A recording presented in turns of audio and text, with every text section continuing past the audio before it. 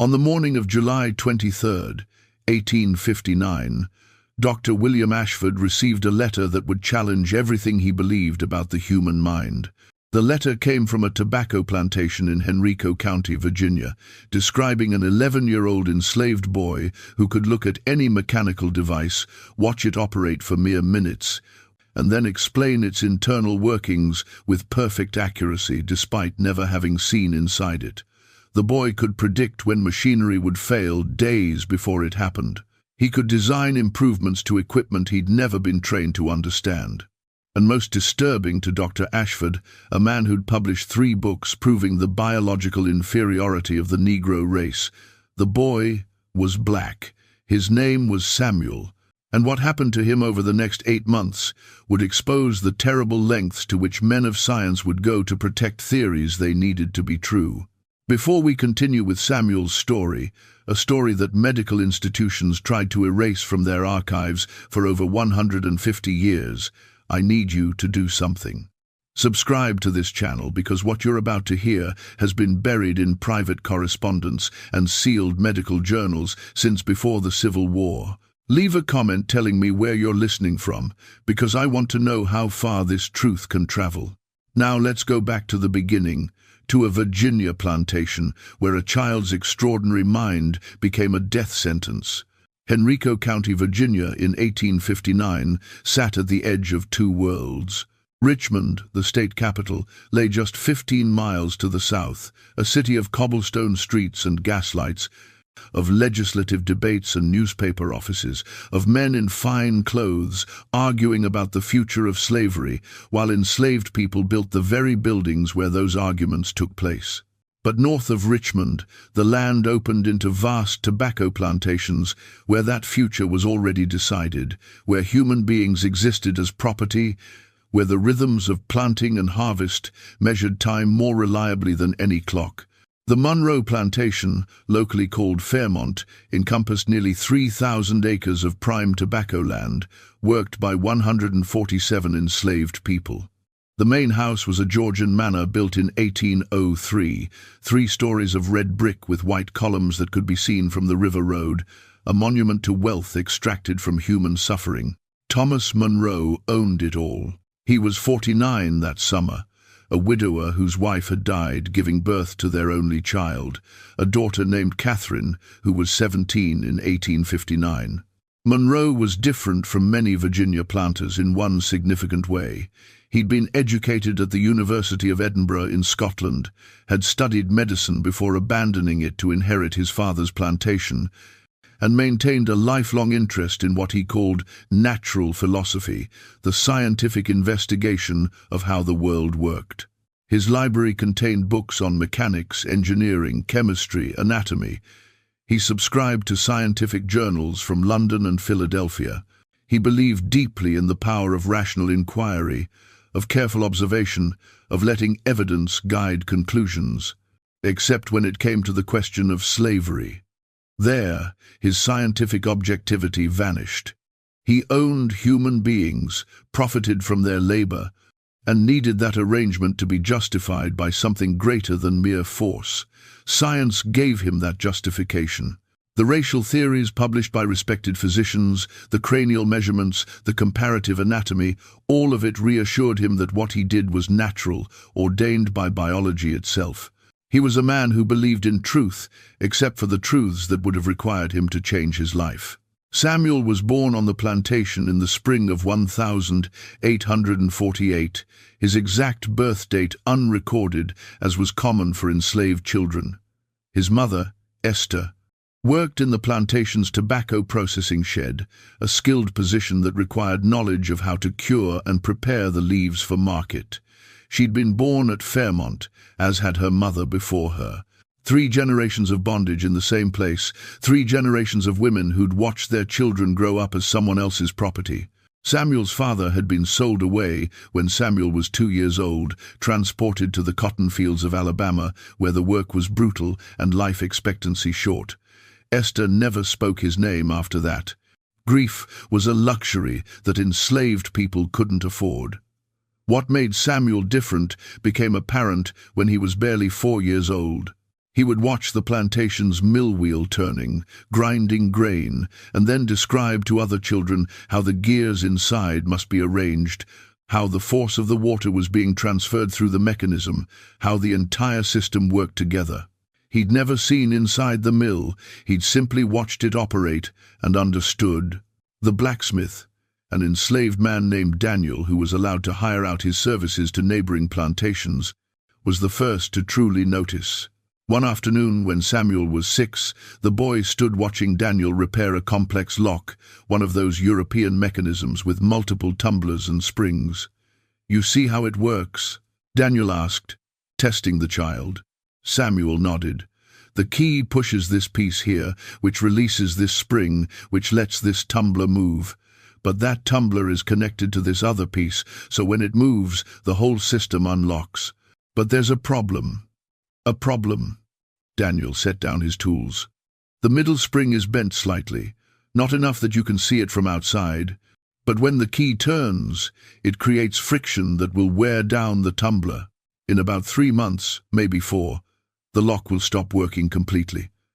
Daniel examined the lock more carefully and found the bent spring exactly where Samuel had indicated, his hands stilled on the metal. "How did you know that was there?" "I could see how the pieces move when you turned the key. The movement was wrong, like something was catching. So I thought about what could cause that catching, and it had to be that spring being out of position."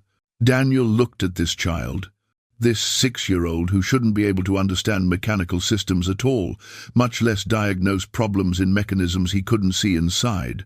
"Boy, you need to be careful who you show this to. You understand me?" Samuel didn't understand, not yet. But he nodded anyway, sensing the fear in Daniel's voice. For the next several years, Samuel learned to hide what came naturally to him. He watched the plantation's equipment, the tobacco presses, the wagons, the mill, the forge, all of it operating according to principles he could see as clearly as other people saw colors or shapes. But he stayed quiet about what he understood. He worked in the fields like the other children, kept his eyes down, his observations to himself. Esther taught him the same lesson she'd learned from her own mother. Being unremarkable was the only protection they had. Remarkable slaves got sold, got used up, got broken by masters who saw them as valuable tools rather than people. But some gifts are too large to hide forever. In the summer of 1858, when Samuel was 10 years old, Fairmont's tobacco press broke down during the critical curing season. The press was essential machinery, used to compress dried tobacco leaves into tight bales for shipping. When it failed, the entire harvest schedule was threatened. Thomas Monroe brought in a mechanic from Richmond, a man who charged $5 a day plus expenses, an enormous sum. The mechanic spent 3 days examining the press, taking it apart, studying the gears and hydraulics. He finally announced that the main drive shaft was damaged beyond repair, that a new one would need to be fabricated in Richmond, that the work would take at least 2 weeks and cost upward of $40. Monroe was furious. 2 weeks of delay would cost him far more than $40. The tobacco was ready now. Every day of delay meant quality loss, potential spoilage, diminished market value. He stood in the processing shed, staring at the disabled press, calculating losses, when Samuel spoke. "The shaft isn't broken, sir." Every head in the shed turned. Enslaved children didn't speak to the master unless directly addressed, certainly didn't contradict paid mechanics. Samuel's mother, working at a nearby station, went rigid with fear. Monroe's face showed surprise more than anger. "What did you say?" "The drive shaft, sir. It's not broken. The bearing that holds it is misaligned. That's why it looks like the shaft is damaged. But if you realign the bearing and replace the bolt that's cracked, the original shaft will work fine." The mechanic from Richmond laughed, a sound without humor. "Boy, I've been repairing machinery for 20 years. I know a damaged shaft when I see one." "May I show you, sir?" Samuel asked, directing the question to Monroe rather than the mechanic. Something in the boy's voice, a quiet certainty, made Monroe curious despite himself. "Show me." Samuel approached the press, aware of every eye on him, aware that his mother was probably praying he'd somehow become invisible. He pointed to the bearing assembly. "Here, sir. If you look at how the shaft sits in the bearing, you can see it's tilted. Not much, maybe the width of a hair, but enough to create vibration. That vibration made this bolt here crack. And when the bolt cracked, the bearing shifted even more, which made the shaft look bent when it isn't. If you remove the bearing, you'll see the shaft is perfectly straight." The mechanic's face darkened. The boy doesn't know what he's talking about. This is a complex hydraulic press, not a child's toy. But Monroe was already examining the bearing more closely, his scientific training making him willing to check the claim despite its source. "Disassemble it," he ordered the mechanic. "Let's see." It took an hour to remove the bearing assembly. When they finally extracted the shaft, it was perfectly straight, exactly as Samuel had said. The bearing housing showed the hairline crack that had caused the misalignment. The bolt was fractured just where Samuel had indicated. The mechanic stared at the components, his professional certainty crumbling. Monroe looked at Samuel with an expression the boy couldn't read, part fascination, part something darker. Fear, perhaps, or the kind of intense curiosity that scientists show when encountering a specimen they need to understand. "How did you know?" Monroe asked. Samuel struggled to explain. "I watched the press working before it broke, sir. I saw how all the parts moved together. When it started making the wrong sound, I could see in my mind which part had to be failing to create that sound. And when I looked at it broken, I could see what had changed from how it was supposed to be. You'd never seen inside this press before today?" "No, sir, but I could see how it had to work based on how it moved." Monroe dismissed the mechanic, who left muttering about plantation owners who trusted slave children over trained professionals. Then Monroe did something unusual. He asked Samuel to come to the main house that evening. Esther tried to accompany her son, but Monroe sent her away. The boy comes alone. That night marked the beginning of a period that would define the rest of Samuel's short life. Monroe led him into his private study, a room lined with books and mechanical drawings, with models of machines and diagrams pinned to the walls. He began testing Samuel systematically. He would show the boy a mechanical drawing, something he'd never seen before, a steam engine design, or a clock mechanism, or a mill system. Then he'd ask Samuel to explain how it worked. Each time, Samuel could look at the drawing and understand it, could see the relationships between components, could explain the purpose of each part and how force and motion transferred through the system. Monroe escalated the tests. He showed Samuel broken mechanisms and asked what had failed. Samuel could diagnose them. He presented impossible designs, mechanisms that couldn't work because of hidden flaws, and asked if they would function. Samuel identified the flaws. He described a new irrigation system he was considering and asked if Samuel could suggest improvements. The boy offered 3 modifications that Monroe, with his Edinburgh education, recognized as genuinely innovative. For 3 hours, Thomas Monroe tested this enslaved child and watched his understanding of the world crack apart. Everything he'd been taught about Negro intellectual inferiority said this was impossible.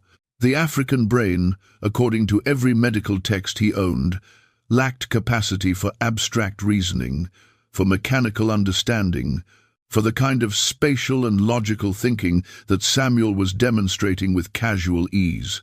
Yet here was evidence, direct observation, the very foundation of scientific method that he claimed to value. A black child was performing intellectual feats that Monroe himself couldn't match. When the session finally ended, Monroe sat in silence for a long time, his face unreadable.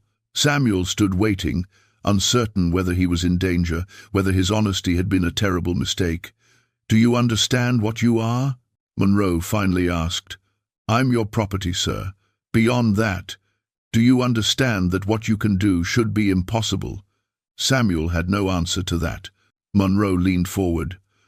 "I'm going to bring some colleagues here, physicians, men of science. They're going to examine you, test you, try to understand how your mind works. You will cooperate with them fully. Do you understand?" "Yes, sir. And, Samuel, this is important. Do not, under any circumstances, tell anyone else what you can do. The other slaves, the overseers, my daughter, no one. What happens in this study stays in this study. If I hear that you've been showing off your abilities, there will be consequences. Understood? Yes, sir. Samuel returned to his mother's cabin that night, and Esther held him with shaking hands. What did he want? To see if I could understand machines, Mama. And I could. And now he's bringing doctors to examine me. Esther's face went pale. Baby, no. Nothing good comes from white doctors examining us. Nothing. I couldn't lie to him, Mama. He asked me questions and I answered them truthfully. I know, baby. I know. But truth is a dangerous thing for people like us.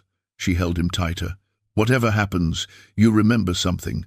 You are not what they say you are. You're not property, not a curiosity, not a specimen. You're my son. You're a person. Don't let them make you forget that. But Samuel was already forgetting, already learning to see himself through the eyes of men who looked at him and saw a problem to be solved rather than a child to be protected. The letters went out from Fairmont in late August 1858. Monroe wrote to select colleagues in Richmond's medical community, physicians and natural philosophers whose judgment he trusted. He described in careful terms what he'd observed. An enslaved boy, approximately 10 years old, who demonstrated extraordinary mechanical reasoning without any formal education whatsoever. He invited them to examine the subject under controlled conditions. He was strategic in his invitations, choosing men who would take the matter seriously, but who also shared his need for slavery to be scientifically justified. Among those invited was Dr. William Ashford, a Richmond physician who'd made his reputation studying what he called comparative craniology, the measurement of skull sizes across races to prove inherent differences in intelligence. Dr. Ashford's work was frequently cited in pro-slavery literature. His books were used in medical schools throughout the South to teach students that racial hierarchy was biological fact rather than social construction. Also invited was Dr. Henry Whitmore, an older physician who'd practiced in Richmond for 40 years and had known Monroe since the man was a student. Whitmore was more cautious in his conclusions than Ashford, more willing to admit uncertainty, but he too operated within the framework that assumed white intellectual superiority. The third key invitation went to Professor James Cartwright, who taught mechanical philosophy at the Richmond Athenaeum. Cartwright's specialty was understanding how machines worked, how forces and motions combined to create useful mechanisms. If anyone could properly evaluate Samuel's abilities in this domain, it would be him. The examination was scheduled for September 12, 1858, at Fairmont Plantation. Monroe wanted his own territory for this demonstration, wanted control of every variable. The night before the examination, Esther barely slept. She lay in the darkness listening to her son's breathing, wondering if this would be the last night they spent in the same cabin, the last night before the world recognized what he was and took him away from her. She thought about running, taking Samuel and disappearing into the night, trying to reach the north, trying to find freedom before these doctors could turn her son into something she couldn't protect him from. But she had no money, no knowledge of safe routes, no contacts who could help, and Samuel was too young to travel fast and far. They'd be caught within days, and the punishment for attempted escape was brutal, public, designed to terrorize others into submission. So she did the only thing she could. She held her son and whispered prayers to a God she wasn't certain was listening. The physicians arrived at Fairmont in the early afternoon. 5 men total, dressed in black coats and high collars, their carriages creating small clouds of dust on the long drive to the main house. Monroe greeted them in his study, offering brandy and cigars, establishing social context before revealing the purpose of their visit. When he finally explained that he'd invited them to examine an enslaved child with unusual mechanical reasoning abilities, the reactions were mixed. Dr. Ashford's face showed immediate skepticism. "Thomas, You cannot seriously expect us to believe that a Negro child possesses advanced reasoning capacity. It contradicts all established science, which is precisely why I need your expertise," Monroe replied smoothly.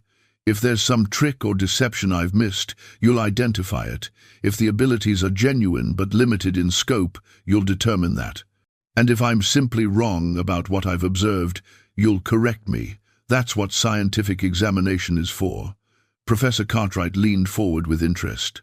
What exactly can this child do?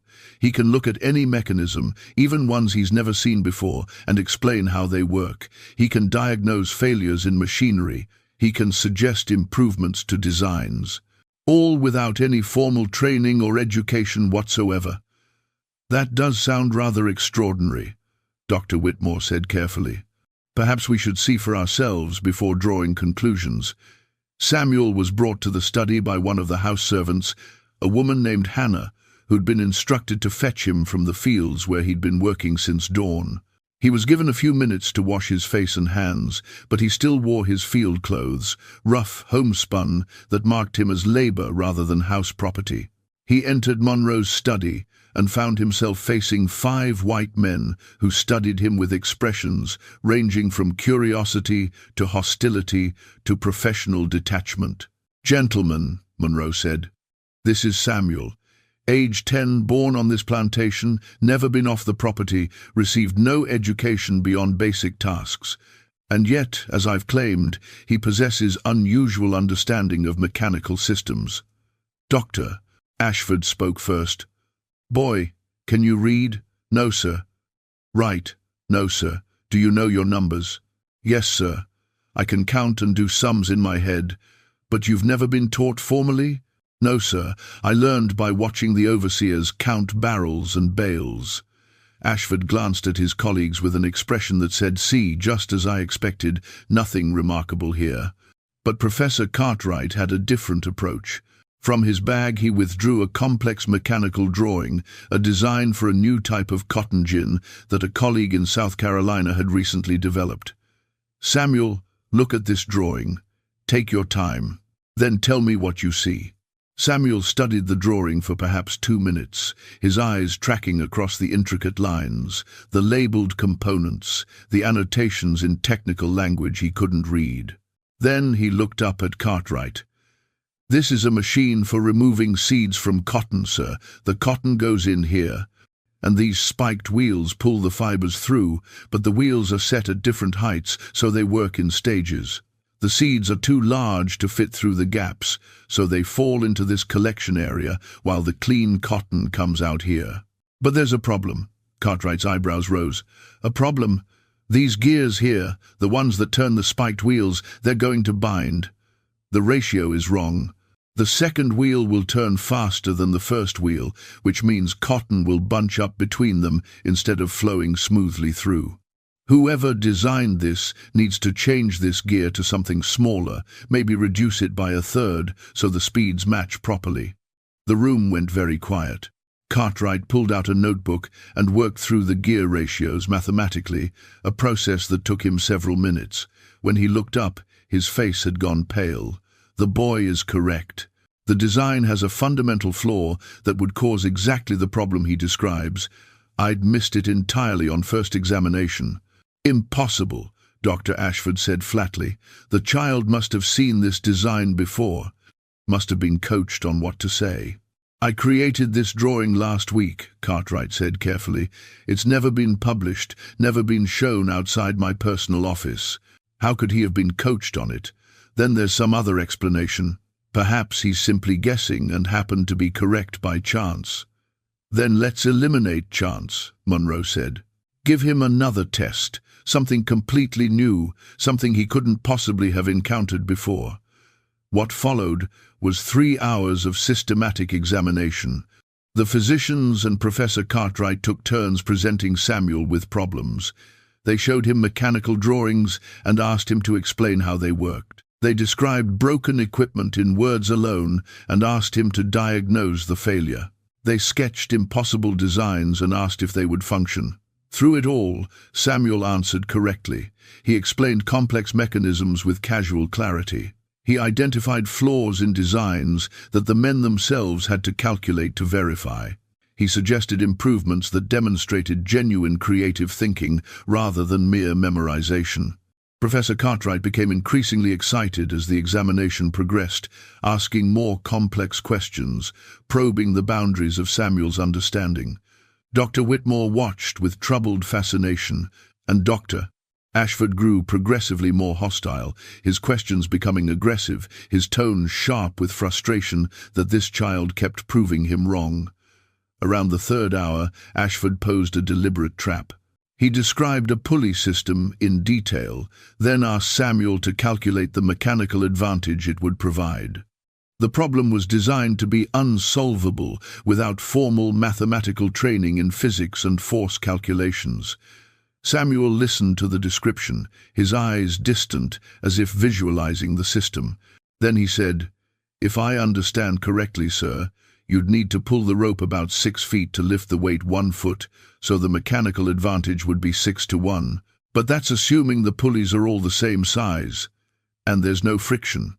In reality, it would be slightly less efficient because the rope would lose some force in the friction against the pulley wheels." Ashford worked through the calculation on paper, his hand moving with increasing agitation.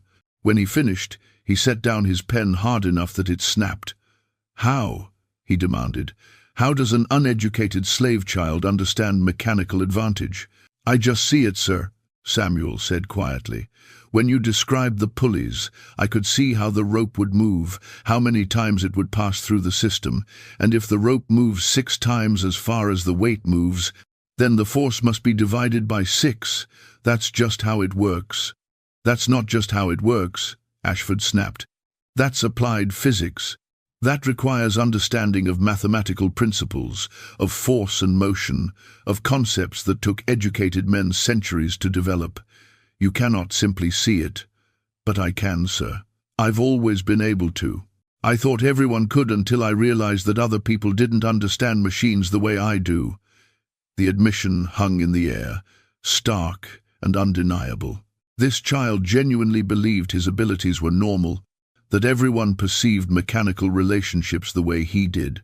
He had no framework for understanding that what he did was extraordinary, because it was simply how his mind worked, as natural to him as breathing. Dr. Whitmore spoke into the silence. "Thomas, might I examine the boy physically, check his skull measurements, assess his general constitution?" Monroe nodded permission. What followed made Samuel deeply uncomfortable. "Doctor." Whitmore measured his head with calipers, recording dimensions from multiple angles. He checked his teeth, his eyes, his reflexes. He asked questions about Samuel's health history, his lineage, whether anyone in his family had shown similar abilities. Esther's name came up, and Monroe sent for her. She arrived terrified, certain that something terrible had happened to her son. When she saw Samuel standing unharmed among the white men, relief flooded her face before she controlled it, replacing emotion with the careful blankness that enslaved people wore like armor. "This woman is the boy's mother?" Whitmore asked. "Yes," Monroe confirmed. "Has she ever shown unusual abilities? Mechanical understanding? Mathematical skill? Anything remarkable?" Esther understood she was being evaluated now, judged for what she might have passed to her son. "No, sir, I'm just a tobacco worker. Nothing special about me." "And the father?" "He was sold away 8 years ago, sir. Went to Alabama. I don't know if he's alive or dead." Whitmore made notes, then dismissed Esther. As she left, she caught Samuel's eye for just a moment, and in that glance she tried to convey everything she couldn't say aloud. "I love you. I'm afraid. I don't know how to protect you. Be careful, be small, survive." The examination concluded shortly after that. The physicians gathered in a corner of Monroe's study, speaking in low voices, while Samuel stood alone at the other end of the room, not permitted to leave, not included in the discussion, simply made to wait while others decided what his abilities meant. Finally, Monroe called for silence. "Gentlemen, we've witnessed something unusual today. The question is what it signifies. Dr. Ashford, your assessment." Ashford's face was rigid. I believe we've witnessed an anomaly, an exception so rare that it proves nothing about general rules. The boy demonstrates specific talents in mechanical reasoning, but this doesn't indicate general intelligence or challenge our understanding of racial capacity. Idiot savants exist across all populations, individuals with narrow, exceptional abilities divorced from broader reasoning skills. This boy is likely such a case. He doesn't present as an idiot savant, Professor Cartwright objected. He understands principles, not just specific cases. He can generalize, reason abstractly, apply knowledge to novel situations. That's genuine intelligence, not savant syndrome. Then, how do you explain it? Ashford challenged. How does an uneducated Negro child develop abilities that require years of training? Perhaps, Dr. Whitmore said carefully, we're asking the wrong question. Instead of asking how it's possible, perhaps we should ask what it means that it is possible. If this child possesses these abilities naturally, what does that suggest about our theories of innate racial capacity? It suggests nothing, Ashford said sharply, except that outliers exist. Statistics has taught us that every distribution has extremes. This boy represents the absolute extreme of Negro capacity, so far beyond the normal range that he tells us nothing about the normal range itself. Or, Monroe said quietly, he suggests that the normal range is wider than we've assumed.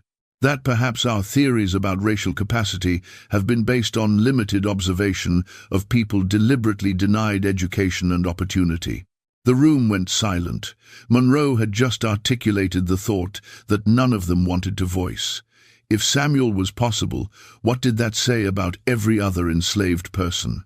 How many other exceptional minds had been crushed by a system designed to prevent their development? Thomas, Ashford said, his voice tight, I understand this child is your property and therefore valuable to you. But I caution you against drawing sweeping conclusions from a single case. The political situation is already tense.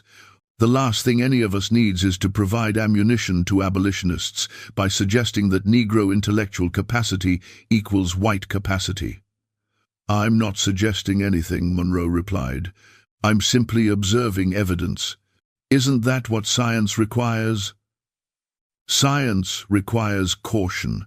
It requires considering all explanations before settling on the most extraordinary one. And the most extraordinary explanation here would be that centuries of observation and theory about racial differences are fundamentally wrong. Professor Cartwright gathered his materials. I think we need more examination before drawing any conclusions. This was a preliminary assessment. We should conduct more extensive testing, perhaps bring in additional experts, document everything carefully. Only then can we responsibly determine what this case actually demonstrates. The others agreed to this, perhaps because it deferred the uncomfortable question of what Samuel's existence meant. They would meet again, conduct more tests, gather more evidence. They would approach this scientifically, carefully, without rushing to conclusions that might unsettle the foundations of their world. As the physicians departed, Monroe stood at his window, watching their carriages disappear down the drive. Samuel remained in the study, uncertain whether he'd been dismissed, afraid to move without permission. Do you understand what happened here today? Monroe finally asked without turning from the window. They examined me, sir. They examined their own beliefs, and they didn't like what they saw. He turned to face Samuel. You made them uncomfortable. Not because you failed their tests, but because you passed them. Because acknowledging what you can do requires them to question everything they've built their careers on. I'm sorry, sir. Don't apologize. You did nothing wrong except exist. That's always been the crime, hasn't it? For people like you, existing with abilities that contradict our comfortable theories is the most dangerous thing you can do. Samuel didn't know how to respond to that. Monroe moved to his desk, pulled out a piece of paper, and began writing. I'm going to document everything we discovered today. I'm going to write down every test you passed, every ability you demonstrated, because history has a way of forgetting inconvenient truths, and I won't let you be forgotten. But even as he wrote, Monroe knew that documentation wasn't protection. It might even be the opposite.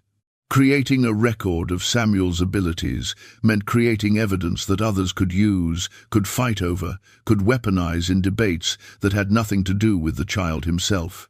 That night, Samuel returned to his mother's cabin and told her everything that had happened. Esther listened in silence, her face showing nothing of what she felt. When he finished, she pulled him close. "Baby, do you remember what I told you about being seen? That it's dangerous. It's more than dangerous now. Those men, they're going to fight about what you mean. Some will say you're proof that we're all just as capable as white folks. Others will say you're so unusual that you prove the opposite. And while they're fighting about what you represent, they'll forget that you're a child who needs protecting. What should I do, Mama?" "There's nothing you can do except survive. Keep answering their questions when they ask. Don't show pride or fear or anything they could use against you. Just be a tool they're examining, not a person they're threatened by." "But I am a person." "I know, baby. God knows I know. But they can't afford to see you that way. So you have to stop seeing yourself that way too, at least when you're in front of them. You have to become what they need you to be to stay alive." It was terrible advice, and it was the only advice that had any chance of keeping him safe.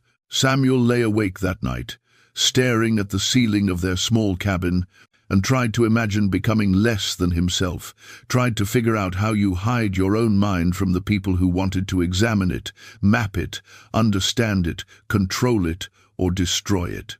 He was 11 years old, and he was learning that brilliance in the wrong skin was not a gift, but a curse.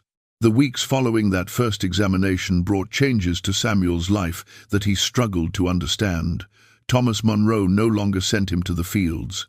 Instead, Samuel was kept near the main house, given light tasks that left his mind free, his hands clean, his body rested. On the surface, it looked like preferential treatment, the kind of favoritism that other enslaved people noticed and resented. But Esther understood what it really was. Monroe was protecting his investment, keeping Samuel in prime condition for whatever came next. What came next was more examinations. In October 1858, Dr. Ashford returned to Fairmont with 3 additional physicians from the Medical College of Virginia. They spent an entire day testing Samuel, presenting him with increasingly complex mechanical problems, trying to find the limit of his abilities or the mechanism of deception they were certain must exist. They brought actual broken machinery, equipment they deliberately damaged in specific ways, and asked Samuel to diagnose the failures without touching the devices, using only visual observation. He diagnosed each one correctly. They presented him with patent applications for new inventions, technical drawings dense with details and annotations. Samuel could explain how each device was meant to function, identify design flaws, suggest improvements. One of the visiting physicians, a man named Dr. Cornelius Mitchell, specialized in what he called mental philosophy, the study of how the mind worked. He was fascinated not by what Samuel could do, but by how he did it. "When you look at a machine," Mitchell asked during one session, "what exactly do you see? Describe the experience in detail." Samuel struggled to put into words something that felt as natural as seeing colors. "I see the shapes of the parts, sir, and I see how they connect. But I also see something like pathways, like the way water would flow through channels. The force and motion move through the machine in patterns, and I can see those patterns the way you might see a map. When something is wrong, the pattern is broken or disrupted, and I can see where the disruption is. You see force and motion as visible phenomena?" "Not visible exactly, sir. It's more like I understand them so clearly that it's as if I can see them. Like when you know a room so well you could walk through it in the dark, you don't actually see the furniture, but you know where everything is. That's how I know how machines work. I can feel the logic of them in my mind." Dr. Mitchell made extensive notes. Later, speaking with Monroe privately, he said, "The boy demonstrates what I would call synthetic reasoning, the ability to construct complete mental models from partial information. It's extraordinarily rare." I've read of perhaps a dozen documented cases in European medical literature, none of them involving Negro subjects. If we could understand the mechanism of this ability, it might tell us something fundamental about how human cognition works. And does his race matter to that understanding? Monroe asked. Mitchell hesitated. Scientifically, it shouldn't. The brain is the brain regardless of whose skull it inhabits, but politically, Thomas, you must understand that documenting a Negro with such advanced abilities will be used as ammunition in the slavery debate. So we should suppress the truth to avoid political inconvenience. I'm saying we should be careful about how we present the truth. Frame it narrowly. This boy has a specific, unusual talent, not general intelligence. He's an anomaly, not a representative of his race. That's the safest interpretation for everyone involved. Safest for our theories, you mean? Safest for our comfort. Monroe's voice was bitter. Not necessarily safest for the child, but Mitchell's caution reflected the thinking of most physicians who examined Samuel that fall. They acknowledged his abilities, verified them, documented them, but they carefully framed those abilities as narrow, specific, anomalous, proof of nothing except that exceptional outliers existed. They avoided the obvious implication. If one enslaved child could possess such remarkable abilities, how many others might have similar potential that slavery's brutality prevented from ever developing? By December 1858, the word of Samuel had spread through Virginia's medical community and beyond. Monroe received letters from physicians in Philadelphia, Boston, even London, requesting permission to examine the boy or asking for detailed reports of his abilities. Some letters offered to purchase Samuel outright for extraordinary sums. A theatrical promoter in New York wrote suggesting a northern tour where Samuel could demonstrate his gifts for paying audiences. A professor at Harvard wrote requesting that Samuel be brought to Cambridge for extensive neurological study under what he called controlled scientific conditions. Monroe refused every offer, but the attention was mounting, and with it came danger that Monroe couldn't fully control. In January 1859, an article appeared in the Richmond Enquirer, Virginia's most influential newspaper. The article was carefully written, identifying Samuel only as a Negro youth on a Henrico County plantation, without naming him or Monroe specifically. But it described his abilities in detail, reported that multiple physicians had verified them, and suggested that the case raised interesting questions about the capacities of the African race under certain exceptional circumstances. The reaction was immediate and divided. Abolitionist newspapers in the North seized on the story as evidence that enslaved people possessed intellectual capacities equal to whites, that slavery's justifications were built on lies. Pro-slavery publications in the South dismissed it as Northern propaganda or argued that a single exception proved nothing about general rules. The controversy moved beyond medical circles into political debate. Virginia's legislature was already tense that winter. John Brown's raid on Harper's Ferry the previous October had terrified Southern whites, confirming their fears of slave rebellion and Northern aggression. The last thing Virginia's political establishment wanted was internal division over whether enslaved people might be more capable than the theories justifying their bondage suggested. Monroe found himself under pressure from multiple directions. Fellow planters who supported slavery urged him to stop allowing examinations of Samuel, to let the controversy die down. Some suggested he should sell the boy quickly and quietly, remove the evidence before it became more politically problematic. Others, including several prominent physicians, argued that Samuel represented a unique opportunity for scientific understanding that shouldn't be squandered for political convenience. The tension came to a head in February 1859 when Dr. William Ashford published a lengthy article in the Southern Medical Journal titled "On the Question of Anomalous Mental Capacity in the Negro Race, a Case Study and Analysis." The article was ostensibly scientific, full of technical language and careful observations. Ashford acknowledged that Samuel demonstrated unusual mechanical reasoning abilities. He documented the various tests and Samuel's performance on them. But then he pivoted to interpretation, arguing that Samuel's abilities were best understood as a form of idiot savant syndrome, a narrow, exceptional talent that actually proved the boy's general mental deficiency rather than superior intelligence. The subject, Ashford wrote, demonstrates remarkable facility in a single domain while showing no evidence of broader reasoning capacity. He cannot read or write. He displays no understanding of history, philosophy, or any abstract discipline beyond the purely mechanical. His talent, while unusual, is more akin to the tricks performed by trained animals than to genuine human intelligence. The calculating horse of Berlin can perform arithmetic, yet we do not credit the horse with true mathematical understanding. Similarly, this Negro youth's mechanical insights, while superficially impressive, do not indicate the higher faculties of reason and moral judgment that distinguish the civilized human mind. The article was carefully designed to acknowledge Samuel's abilities while denying their implications. It gave slavery's defenders exactly what they needed, an explanation for an inconvenient truth that preserved their comfortable theories. But it enraged those physicians who'd actually examined Samuel and recognized that Ashford's characterization was dishonest. Dr. Henry Whitmore published a response in March, arguing that Samuel's abilities went far beyond mere savant syndrome, that he demonstrated genuine abstract reasoning and creative problem-solving. Professor Cartwright added his own rebuttal, providing technical details of problems Samuel had solved that required real understanding, not tricks.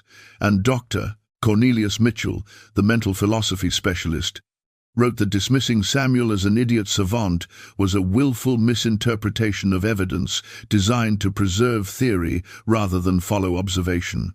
The controversy became increasingly heated through the spring of Nozo, 1859. Medical journals published dueling articles. Newspapers picked up the debate. In parlors throughout Richmond and Charleston and Atlanta, educated men argued about what one 11-year-old enslaved boy's abilities meant for the theories that justified their entire way of life. And Samuel himself? He remained at Fairmont, caught in a storm he couldn't control and didn't fully understand. Monroe continued calling him to the study for testing, but now there was a quality of desperation to these sessions, as if Monroe was trying to definitively prove something even he wasn't sure he believed. Sometimes Monroe would test Samuel for hours, presenting problem after problem, documenting every correct answer. Other times, he would simply talk to the boy, asking questions that had nothing to do with machines. "Do you understand why this matters so much?" Monroe asked one evening in late March. "Why all these physicians care about what you can do? Because it challenges what they believe about people like me, sir. And what do they believe about people like you?" Samuel chose his words carefully. "That we're inferior, sir. That we can't think the way white people think. That we're suited for labor but not for learning." "And what do you believe?" It was the first time anyone had asked Samuel that question. He sat silent for a long time before answering. "I believe that I can understand how machines work, sir. And I believe my mother is one of the smartest people I've ever known, even though she can't read. And I believe that the other enslaved people here have thoughts and feelings and ideas just like anyone else. But I also believe that what I think doesn't matter much, because I'm property, and property doesn't get opinions." Monroe flinched slightly at that. "Do you hate me for owning you?" Samuel looked at this man who controlled every aspect of his existence, who could sell him or beat him or work him to death, who tested him like a specimen, but sometimes almost seemed to see him as human. "I don't know, sir. Hating you wouldn't change anything. And you've been kinder to me than you had to be, but you still own me. You still own my mother. That doesn't stop being true just because you ask me interesting questions instead of working me in the fields." "Fair enough," Monroe said quietly. Then, after a pause, "Would you want to be free? If I offered it?" "Are you offering it, sir?" "No. I'm asking a hypothetical question." "Then I'll give you a hypothetical answer. Yes, I'd want to be free. Everyone wants to be free. But I'd want my mother to be free too, and everyone else here. Freedom for just me, while everyone I know stays enslaved, wouldn't feel much like freedom at all. Monroe stood and walked to his window, looking out over the plantation, over the fields worked by people he owned, over a system he profited from and couldn't imagine living without. "That's the problem, isn't it?" he said, more to himself than to Samuel. "The system only works if we can convince ourselves that you're all somehow less than fully human, that you don't want freedom, don't deserve it, couldn't handle it if you had it. But then I meet you, and you demonstrate abilities I don't possess, and you speak with wisdom I struggle to match, and the whole edifice starts to crack. So what will you do, sir?" "I don't know. The honest answer is I don't know." He turned back to Samuel. "The physicians want one more examination, a comprehensive one, bringing together everyone who studied you, conducting tests under the most rigorous conditions possible. They want to settle the question definitively, put all the controversy to rest." "When, sir?" "July. They're proposing July 23rd, at the Medical College of Virginia in Richmond. It will be the final word on your case, one way or another." Samuel felt cold despite the warm spring evening. "And after that?" "After that, I suppose we'll see whether truth matters more than comfort, whether evidence can overcome belief, whether the world is ready to acknowledge that perhaps we've been wrong about some fundamental things." But Samuel could see in Monroe's eyes that the man already knew the answer. The world wasn't ready. The world would never be ready, because acknowledging the truth would require too many people to give up too much power, too much wealth, too much of their carefully constructed sense of superiority. The months between March and July 1859 were strange ones for Samuel. He wasn't worked hard, but he wasn't truly free to rest either. He existed in a kind of limbo, valuable enough to be protected but not valued enough to be treated as fully human. The other enslaved people at Fairmont had complicated feelings about him. Some were proud that one of their own was proving white people's theories wrong. Others resented the attention he received, the special treatment, the way he seemed to matter more to the master than they did. And some were simply afraid, understanding that Samuel's existence was drawing dangerous scrutiny to the plantation, that when powerful people fought over you, you rarely came out unharmed regardless of who won. Esther watched her son with growing dread. She could see him changing, withdrawing into himself, becoming quieter, more careful. He was learning to be what the white men needed him to be for each examination. Brilliant enough to be impressive, but not so brilliant that he became threatening. Subservient enough to be safe, but intelligent enough to be valuable. It was an impossible balance, and she could see the weight of it crushing him slowly. In June, Monroe received a letter that changed everything. It came from Dr. William Ashford, writing on behalf of a group he called the Committee for Scientific Investigation of Racial Capacity. The committee proposed to conduct what they termed a definitive examination of Samuel, one that would settle all questions about his abilities and their implications. The examination would be held at the Medical College of Virginia on July 23rd, exactly as Monroe had mentioned to Samuel. But there were new conditions. The committee wanted to conduct not just mental tests but physical examinations. They wanted to measure Samuel's skull extensively, compare his cranial capacity to established norms, attempt to identify physical differences that might explain his abilities. They wanted to examine his eyes, his hands, his reflexes, anything that might provide a physiological explanation for what he could do. And most disturbing, they mentioned the possibility of post-mortem examination should circumstances allow. Monroe read that phrase 3 times, his blood running cold. Post-mortem examination. They were discussing examining Samuel's brain after death, as if his value as a living child was less than his potential value as a medical specimen. He wrote back immediately, agreeing to the examination but stating unequivocally that no harm would come to Samuel, that these would be non-invasive tests only, that his property would be returned to him intact afterward. Ashford's response was carefully worded, but chilling in its implications. "We, of course, have no intention of harming your valuable property without your consent, Colonel Monroe. However, we do hope you'll consider the immense scientific value that could be derived from comprehensive anatomical study. Should such study become possible through natural causes or other circumstances, the advancement of knowledge sometimes requires sacrifices, and the subject's contribution to science might ultimately prove more significant than his continued existence as a laborer." Monroe showed the letter to no one. He locked it in his desk and tried to convince himself that Ashford was speaking purely hypothetically, that no respected physician would actually harm a child for research purposes.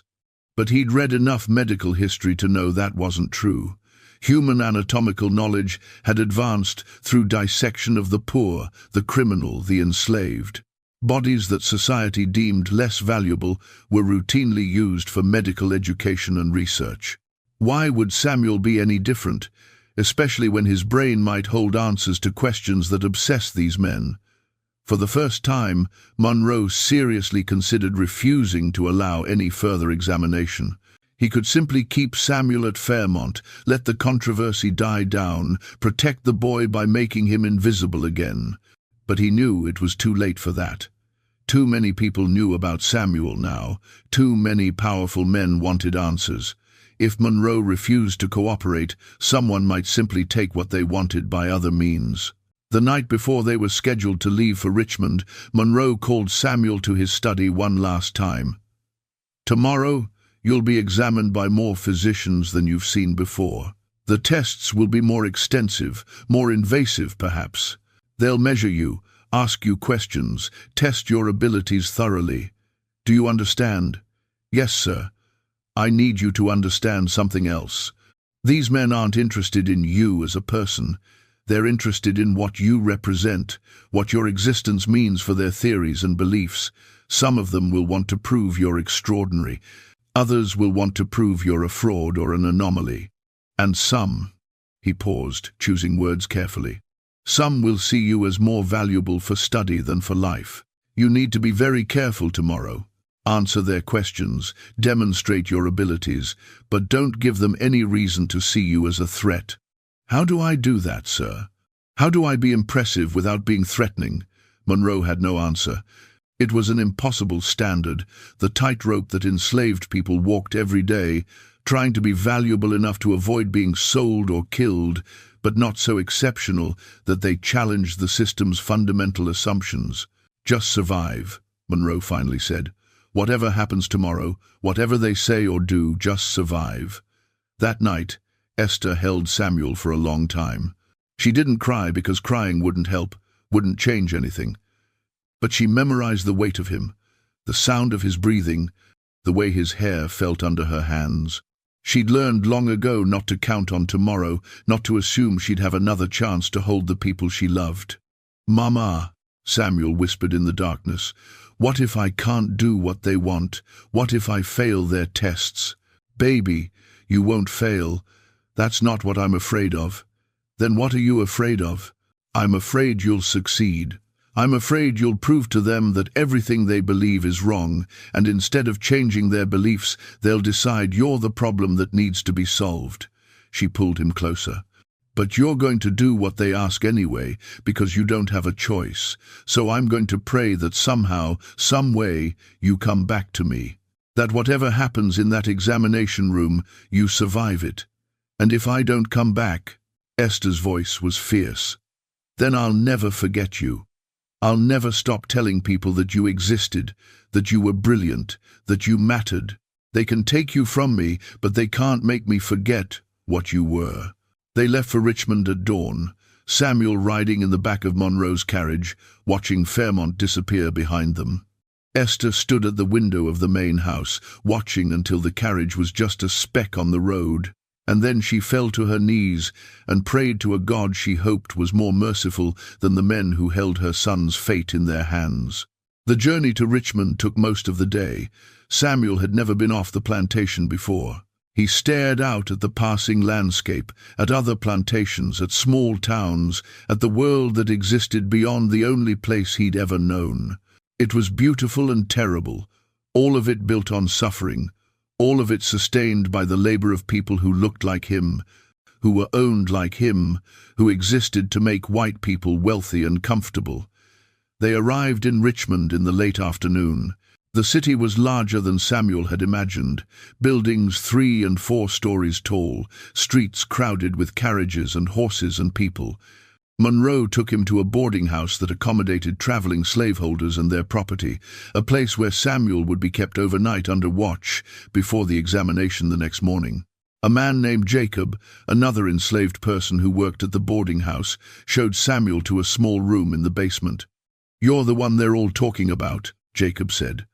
"The one who understands machines." Samuel said nothing. "They say you're going to prove we're just as smart as white folks." "That true? I don't know what I'm going to prove. I just know how machines work." Jacob shook his head. "Boy, you better understand something.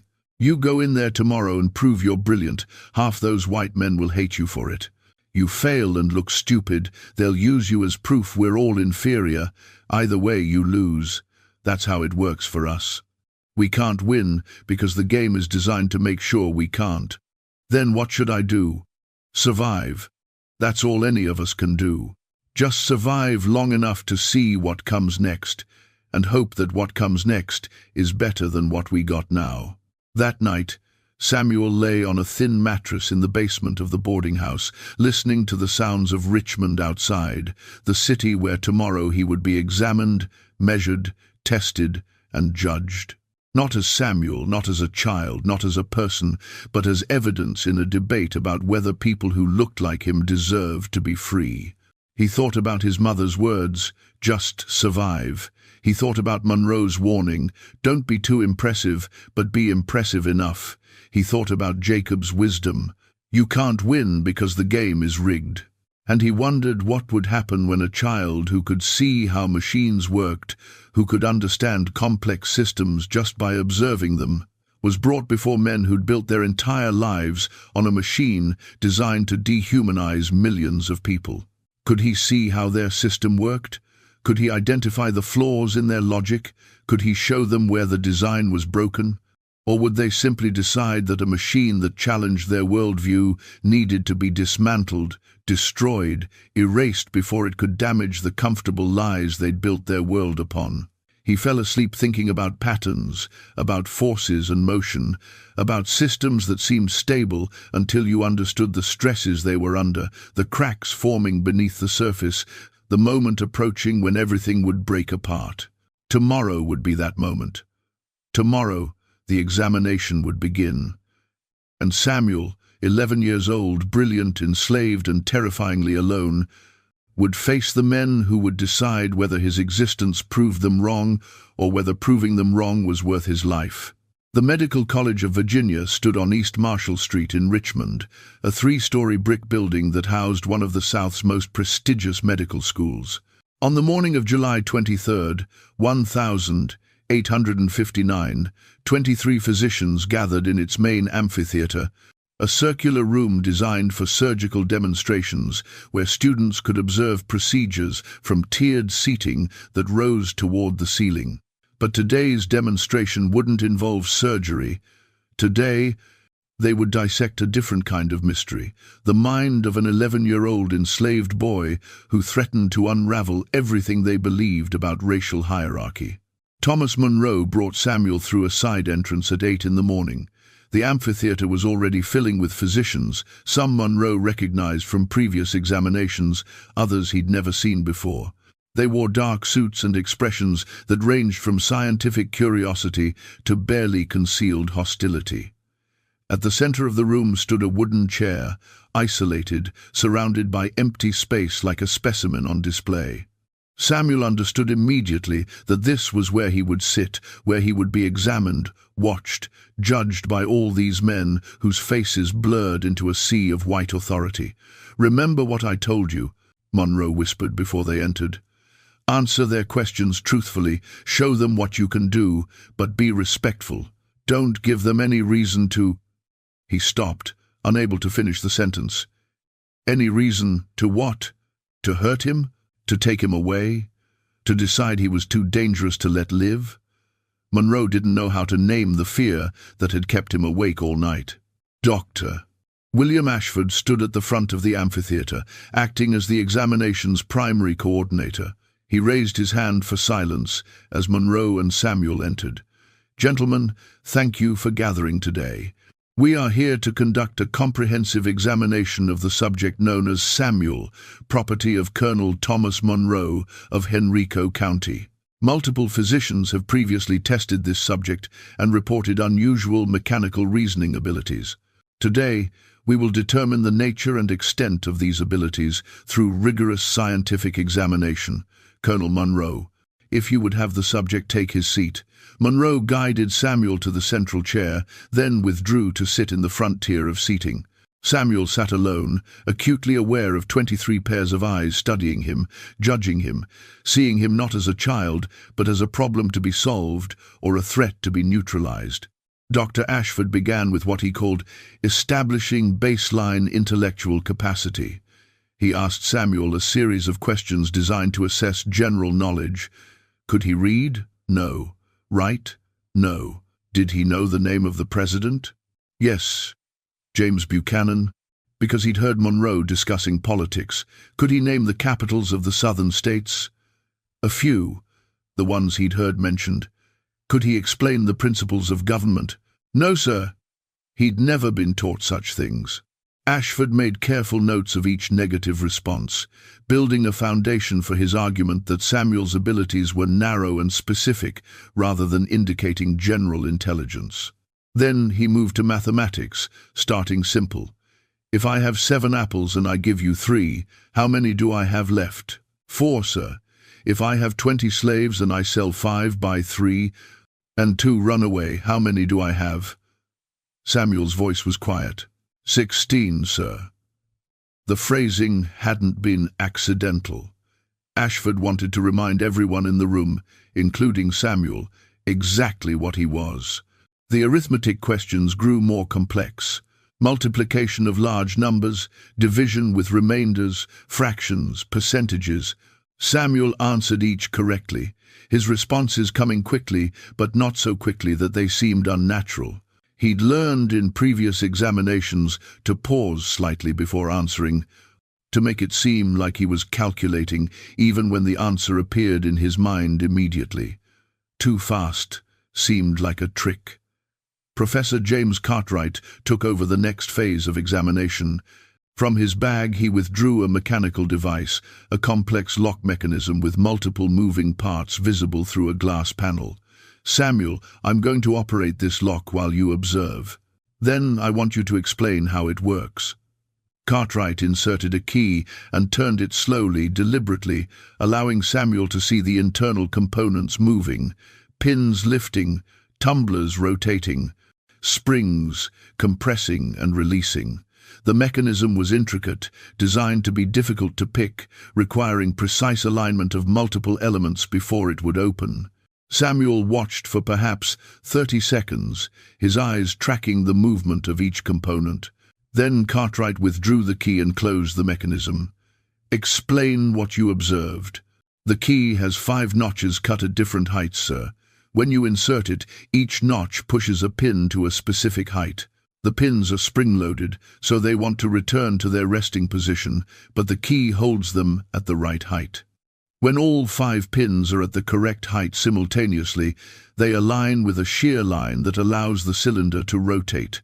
When the cylinder rotates, it withdraws a bolt that was blocking the lock from opening. But there's also a secondary mechanism, a small lever connected to the 3rd pin. If someone tries to pick the lock by lifting the pins without the proper key, that lever triggers and jams the entire system." Cartwright's eyebrows rose. "I didn't show you that secondary mechanism." It's internal, not visible through the glass panel. How did you know it existed? Because when you turned the key, sir, there was a small click that didn't match the normal operation. Something engaged that wasn't part of the primary locking mechanism. And a lock this complex would have protection against picking. So I reasoned there must be a secondary system that activates if the pins are manipulated incorrectly.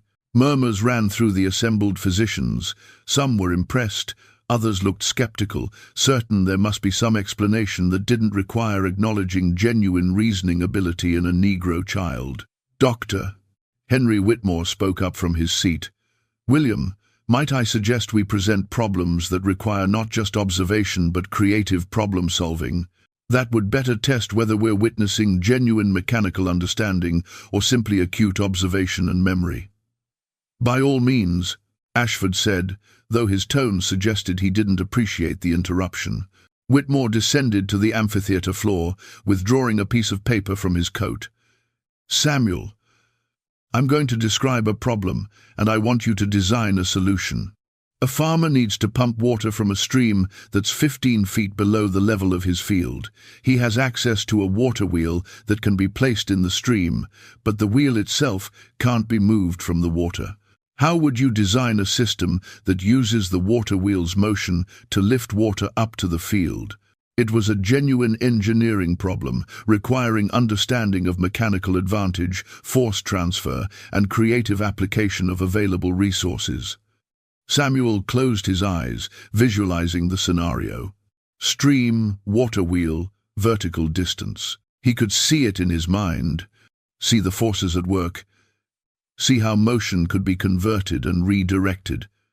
"You'd need a series of connected rods, sir," he said slowly, working through the design as he spoke. "The water wheel turns horizontally, so first you need to convert that horizontal rotation to vertical motion. You could do that with a camshaft, a rotating shaft with off-center pegs that push against a lever. The lever rocks up and down as the wheel turns. Connect that lever to a pump mechanism, basically a cylinder with a plunger inside and 2 one-way valves. When the plunger pulls up, it creates suction that draws water into the cylinder through the bottom valve. When it pushes down, it closes the bottom valve and forces the water up through the top valve. If you make the cylinder long enough to reach from the stream to the field level, each stroke of the pump lifts a quantity of water 15 feet. The water wheel keeps turning, the camshaft keeps rocking the lever, the pump keeps stroking, and water flows continuously up to the field." The amphitheater was silent. Several physicians were making quick sketches, trying to visualize the system Samuel had described. Professor Cartwright stood and walked to a blackboard mounted on the wall. He drew the design as Samuel had explained it: water wheel, camshaft, rocking lever, pump cylinder, valves. When he finished, he turned to face his colleagues. "This is a functional design. It would work exactly as the boy described. Moreover, it's essentially the same principle used in steam engine pumps, converted for water wheel application. He's demonstrated not just understanding, but creative adaptation of mechanical principles." Dr. Cornelius Mitchell, the mental philosophy specialist, leaned forward in his seat. "Samuel, when you designed that system just now, were you remembering something you'd seen before, or were you creating something new?" "Creating something new, sir. I've never seen a pump that works exactly like that. But I understand how water wheels work, and I understand how pumps work, and I could see how to connect them to solve the problem." "You could see it? In your mind?" "Yes, sir. Like watching a drawing appear, but the drawing is made of ideas instead of lines." Mitchell made extensive notes. Later, he would write in his private journal that Samuel demonstrated synthetic mechanical reasoning of a quality rarely encountered even among trained engineers. But in the amphitheater that morning, he simply nodded and deferred to the next examiner. For 3 hours, the physicians took turns testing Samuel. They presented mechanical problems of increasing complexity. They showed him broken devices and asked him to diagnose failures. They described impossible machines and asked him to identify why they wouldn't work. They gave him engineering challenges that would stump university students. Through it all, Samuel answered correctly. His explanations were clear, his reasoning sound, his understanding evident to anyone willing to see it, but not everyone was willing to see it. Dr. Ashford grew increasingly agitated as the morning progressed. Each successful test answer, each demonstration of genuine reasoning, undermined his position that Samuel was either a fraud or a meaningless anomaly. Around 11 o'clock, Ashford called for a recess. The physicians gathered in small clusters, debating what they'd witnessed, their voices rising in heated discussion. Monroe approached Samuel during the break, bringing water and bread. "You're doing well," he said quietly. "Too well, perhaps. You're making some of these men very uncomfortable. Should I do worse, sir? Should I pretend not to understand? I don't know. I honestly don't know what's safer anymore." When the examination resumed, the tone had changed. "Doctor," Ashford announced that they would now move to physical and physiological assessment to determine whether Samuel's abilities might be explained by unusual anatomical features. Dr. Whitmore objected immediately. "William, we agreed this would be a demonstration of mental abilities, not a medical dissection." "We agreed to comprehensive examination," Ashford countered. "Comprehensive includes physical assessment. If this boy possesses unusual abilities, there may be physical correlates. Skull measurements, brain size estimation, cranial capacity assessment. These are standard anthropometric procedures. Standard for research subjects, perhaps, not for living children who've done nothing but answer our questions.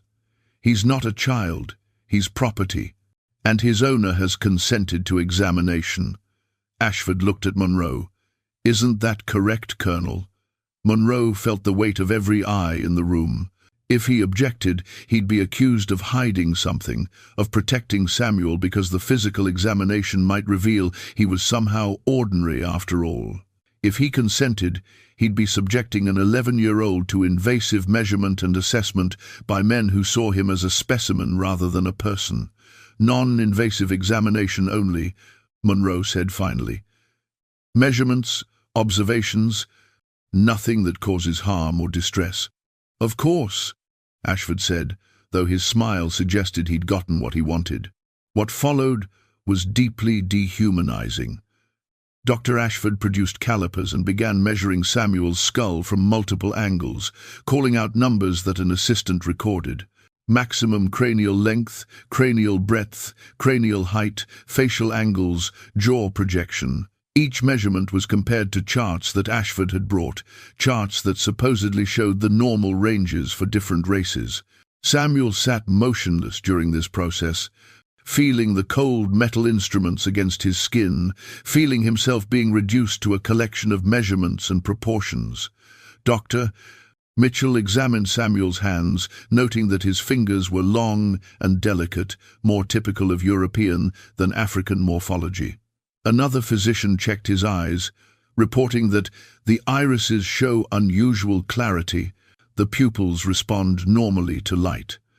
They measured his height, his weight, the proportions of his limbs to his torso.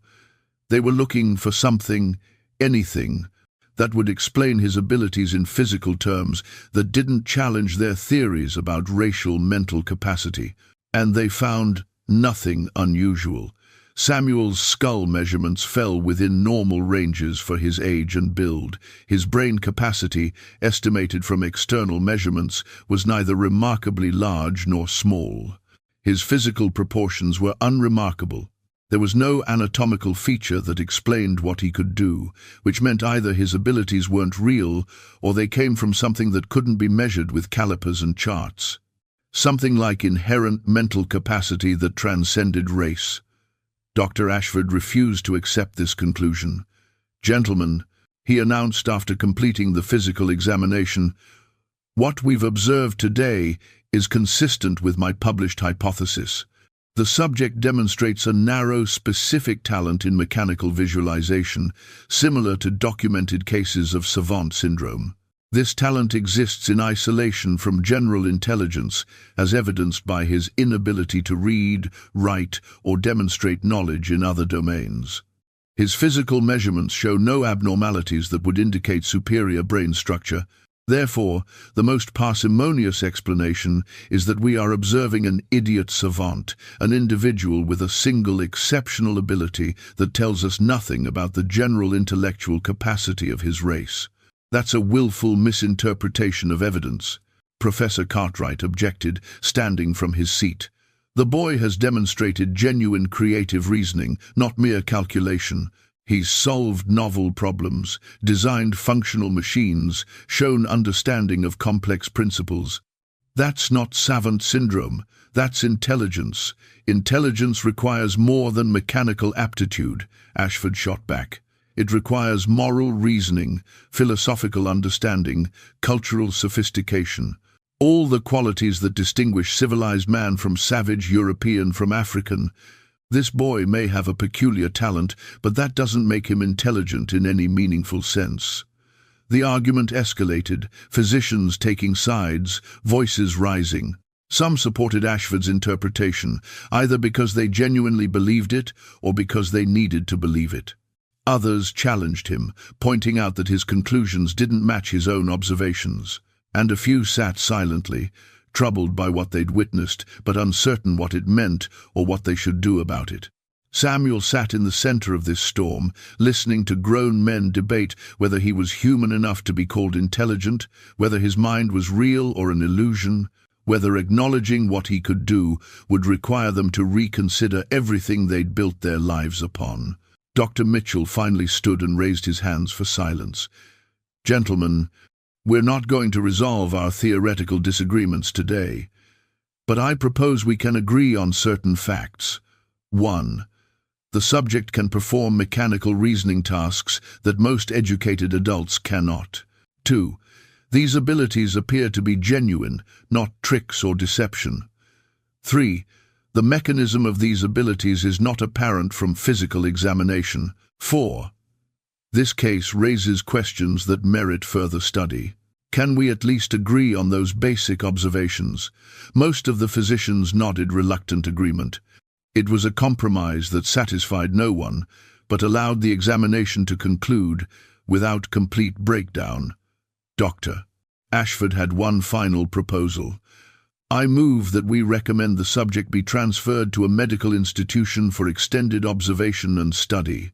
The medical college could provide appropriate housing and supervision. We could conduct more detailed examinations over a period of months or years, gather comprehensive data, perhaps eventually perform anatomical study that would definitively answer our questions." The room went very quiet. Everyone understood what eventual anatomical study meant. It meant waiting for Samuel to die, or perhaps ensuring he died at a convenient time so his brain could be dissected and examined. Monroe stood abruptly. "Absolutely not. Samuel is my property, and he returns to Fairmont with me today. You've conducted your examination. You've gathered your data. That's the end of it. Colonel Monroe, surely you understand the scientific value. I understand that you want to kill a child to satisfy your curiosity. The answer is no. We're not proposing killing anyone. Simply extended observation, and perhaps eventually, when natural causes know." Monroe's voice was iron. "We're done here. Samuel, come with me." But as Monroe and Samuel moved toward the door, Dr. Ashford called out, "Colonel, before you leave, you should know that several gentlemen here have expressed interest in purchasing the boy. I'm authorized to offer you $3,000 for immediate transfer of ownership." $3,000. It was an enormous sum, more than Monroe made in a good year from his tobacco harvest. For a single enslaved child, it was unprecedented. The offer hung in the air, tempting, dangerous. "He's not for sale," Monroe said. "5,000, another voice called from the tiered seating. 7,000, said a third. With the understanding that the subject would be humanely treated and used exclusively for scientific research. They were bidding on Samuel like he was livestock, like he was equipment, like he was anything but a terrified child listening to men negotiate the price of his life. Monroe looked at Samuel, saw the fear in his eyes, the understanding that his value had just become a danger rather than a protection. "He's not for sale at any price." This examination is over." Monroe took Samuel's arm and pulled him toward the door. Behind them, the physicians erupted in argument, some protesting Monroe's refusal, others supporting his decision, all of them talking about Samuel like he wasn't present, like his fate was theirs to decide. They escaped into the hallway, then out a side entrance into the bright July sunlight. Monroe's carriage waited in the street. He practically threw Samuel into it, climbed in after him, and ordered the driver to head back to Henrico County immediately. As the carriage pulled away from the medical college, Samuel finally spoke. "They wanted to buy me so they could study my brain, didn't they? Not while I'm alive. After I'm dead." Monroe didn't answer immediately. When he did, his voice was heavy with something that might have been shame. "Yes. Would you have sold me? If they'd offered enough?" "No." "Why not? You could have been rich." Monroe looked at this child, who could see through machines, who could understand complex systems, who apparently could also see through the rationalizations and self-deceptions of the men who claimed to own him. "Because somewhere in the last year, Samuel, you stopped being property to me and became a person, and I can't sell people. Even though I still own them, even though the law says I can, even though every other planter in Virginia would call me a fool for turning down $7,000. I can't do it. But you're still taking me back to Fairmont. You're still keeping me enslaved. Yes, I'm a hypocrite. I can see that you're fully human, fully intelligent, fully deserving of freedom, and I still can't bring myself to free you because doing so would require me to admit that owning any of you was always wrong. That my wealth is built on theft, that my entire way of life is a crime disguised as civilization." He looked out the carriage window at the Virginia countryside rolling past. "I'm a coward, Samuel. I understand the truth, but I lack the courage to act on it. And that makes me worse than the men who genuinely believe their own lies." Samuel had no response to that. What could you say to someone who admitted they were wrong but refused to change? They rode in silence for a long time. Finally, Samuel asked, "What happens now? Will they leave me alone?" "I don't know. I'll refuse any future examinations, refuse to sell you, try to make you invisible again. But Samuel, you need to understand something. Those men, particularly Ashford, they're not going to forget about you. You're evidence that threatens their entire worldview. And when people's worldview is threatened, they don't usually change their view. They usually try to eliminate the evidence. You think they'll try to take me? Or hurt me? I think we need to be very careful. I think we need to—" Monroe stopped, his face going pale. "What?" "Sir, I think I just realized that bringing you to that examination was the worst mistake I've ever made, because now they all know about you. Now you're not just my secret. You're a controversy, a debate, a problem that needs to be solved, and I don't know how to protect you from that." They arrived back at Fairmont just before sunset. Esther was waiting on the porch of her cabin, and when she saw Samuel emerge from the carriage unharmed, she ran to him and pulled him into an embrace so fierce it hurt. "Thank God," she whispered. "Thank God, thank God, thank God." That night, she held her son while he told her everything that had happened. The tests, the measurements, the arguments, the offers to purchase him, the barely veiled discussions of studying his brain after death. Esther listened with a growing sense of dread because she understood something that Monroe didn't quite grasp yet. "Baby," she said when he finished, "we need to run. We need to leave here before those men come back. Mama, we can't. Master Monroe would send overseers after us. We'd be caught and punished. Maybe, but staying here is certain death. You heard what those doctors said. They want to study your brain, and they can't do that while you're alive. So either they'll wait for you to die naturally, which could take decades, or they'll find a way to make it happen sooner. We have to run. Master Monroe said he wouldn't sell me. He said he'd protect me." Esther's laugh was bitter. "He can't protect you from what's coming. He's one man. Those doctors, They're powerful people with money and connections. If they want you badly enough, they'll find a way to get you, and Master Monroe won't be able to stop them. Samuel knew his mother was right.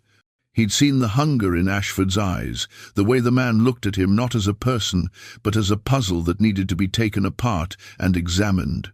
He'd heard the casual way they'd discussed his eventual dissection, as if his death was inevitable and the only question was who would get to study his remains. When would we run? Soon. Within days. I'll gather what supplies I can, talk to a few people I trust who might help.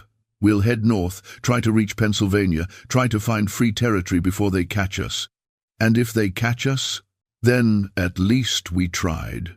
At least we didn't just wait here like sheep for the slaughter, but they didn't get days, they didn't even get hours. Because that very night, while Esther and Samuel huddled in their cabin making whispered plans for escape, a meeting was taking place in Richmond that would seal Samuel's fate. Dr. William Ashford sat in a private room at the Exchange Hotel with 3 other physicians from the examination. They'd stayed in Richmond rather than returning to their homes, and now they discussed what they called the Samuel problem. "Monroe won't sell," Ashford said, pacing the room. "He's become emotionally attached to the subject, sees him as something more than property. That complicates matters. Could we appeal to the court?" One of the others suggested. "Argue that the boy represents significant scientific value and should be transferred to institutional custody for proper study." On what legal grounds? Monroe owns him. The law is clear. Then we need Monroe to willingly give him up. Or we need the boy to be removed from Monroe's custody through other means. The room fell silent as everyone considered what other means might imply. Finally, one of the physicians spoke. "There are people who specialize in acquiring property that owners are reluctant to sell, particularly in these uncertain times, with tensions rising between North and South. Things go missing. People disappear. Accidents happen." "You're suggesting we hire someone to steal him?" Ashford asked. "I'm suggesting we acknowledge that Samuel represents knowledge too valuable to be left in the hands of a single planter who doesn't appreciate his scientific significance. If he were to somehow end up in institutional custody, perhaps through intermediaries who don't ask too many questions, well, that would be unfortunate for Colonel Monroe but beneficial for scientific progress." Another physician leaned forward. "William, are you actually proposing that we arrange for the abduction of the boy?" "That's criminal. That's necessary," Ashford interrupted. "Do you understand what's at stake here? If word spreads about Samuel, if abolitionists get hold of this story, they'll use it as evidence that Negroes possess equal mental capacity to whites. It will undermine every scientific justification for slavery. It will provide ammunition to our enemies. We cannot allow that to happen. So we suppress the evidence by taking the boy and studying him until he dies, hastening that death if necessary? I prefer to think of it as securing a valuable scientific resource and ensuring it's used for the advancement of knowledge rather than wasted performing agricultural labor on a tobacco plantation." The discussion continued for another hour, becoming more detailed, more specific, more terrible in its implications. By the time the meeting ended, a plan was in place. They would wait 2 weeks, let things calm down. Then they would hire men with no connection to the medical community to go to Fairmont and acquire Samuel by whatever means necessary.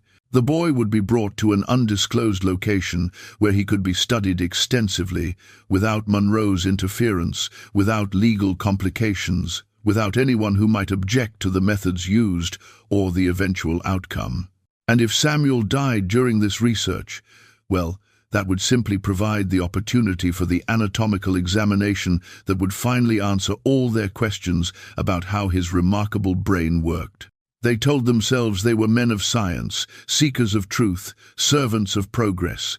They told themselves that one boy's life was a small price to pay for knowledge that would advance human understanding. They told themselves that what they were planning was justified, necessary, even noble. They told themselves many things that night, But what they were actually planning was murder. Just slow, methodical murder dressed in the language of scientific inquiry. And Samuel, 11 years old, brilliant, terrified, trying to sleep in his mother's cabin on a Virginia plantation, had no idea that his days of freedom, such as it was, could now be counted in single digits. 2 weeks after the Richmond examination, on the evening of August 6, 1859, 3 men arrived at a tavern on the road between Richmond and Henrico County. They weren't physicians or scholars. They were what polite society called slave catchers, though their actual work ranged far beyond catching runaways. They found property that had gone missing. They resolved disputes through methods that courts preferred not to examine too closely. They made problems disappear for people wealthy enough to pay their fees. The man who'd hired them, representing what he called a consortium of scientific interests, had been very clear about the job. There was an enslaved boy at Fairmont Plantation, age 11, valuable for research purposes. The owner was unwilling to sell. The boy needed to be acquired anyway and delivered to a location in Richmond where he would be transferred to a medical facility in Philadelphia. The specific methods used were left to their discretion. Payment would be $200, an enormous sum for what amounted to a single night's work. The owner will report him as a runaway, their employer had explained. That provides legal cover. Slave ran away. You caught him attempting to reach the north. You're returning him to proper authorities. Simple transaction, nothing unusual. The lead man, whose name was Virgil Cross, had done this work for 15 years. He'd hunted runaways through the Great Dismal Swamp. He'd broken resistance on plantations where slaves had gotten uppity. He'd disappeared people who'd become inconvenient to their owners. $200 for one child was unusual, but he didn't ask questions. Questions reduced profit. But what Virgil Cross didn't know was that Samuel had already heard whispers of danger. The network of enslaved people at Fairmont, at neighboring plantations throughout Henrico County, was more connected than white people imagined. Information flowed through channels invisible to masters and overseers. A house servant in Richmond overheard physicians discussing the boy who could understand machines. She mentioned it to her husband, who worked as a hired blacksmith and traveled between plantations. He mentioned it to Daniel, Fairmont's blacksmith, in the careful coded language that enslaved people used to share warnings. Daniel told Esther, "Something's coming for your boy. Don't know what exactly, but there's talk in Richmond." White men with money asking questions about where Monroe's plantation is, what the security is like, when would be the best time to move without being seen. Esther's blood ran cold. When? Soon. Maybe days. Maybe less. That night, August 5th, Esther made her decision. They would run. Not in some careful, planned way with supplies and routes and contacts. They would run now, immediately, before whatever was coming arrived. They would head north and trust in God and luck and the kindness of strangers, because waiting was certain death. She woke Samuel in the deepest part of night. "We're leaving, right now. Bring nothing, make no sound. Mama, what? No questions, trust me. We run or we die. Those are the choices." They slipped out of their cabin into the humid Virginia night. The moon was nearly full, bright enough to see by, which was both blessing and curse. They could navigate without lights, but they would be visible to anyone watching. Esther led Samuel through the rows of tobacco plants, heading toward the woods that bordered Fairmont's northern edge. Beyond those woods was another plantation, and beyond that, another. Miles and miles of slave territory before they reached anything that might be called free. They'd made it perhaps half a mile when Samuel heard the dogs. Bloodhounds, bred and trained for hunting humans. The sound was distant but distinct, that particular baying that meant they'd picked up a scent and were following it. "They're coming," Samuel whispered. "I know. Run faster." They ran through the woods, branches tearing at their clothes and skin. Samuel's lungs burned. His mother's breathing was harsh and ragged. She was 40 years old, worn down by decades of labor, not built for this kind of flight. But terror gave her strength that her body didn't naturally possess. Behind them, the dogs grew louder. And now there were voices, men shouting to each other, coordinating their hunt. "Split up," Esther gasped. "You go east. I'll go north. They can't follow both. Mama, no. Do it. You're the one they want. You're the one who matters. I'm just drawing them away, giving you time. Run, baby. Run and don't stop until you reach free territory. I won't leave you." She grabbed his face with both hands, fierce and desperate. "You listen to me. Everything I've done, everything I've survived, was to keep you alive. Don't make it meaningless by getting caught because you wouldn't leave me. Run, now, please."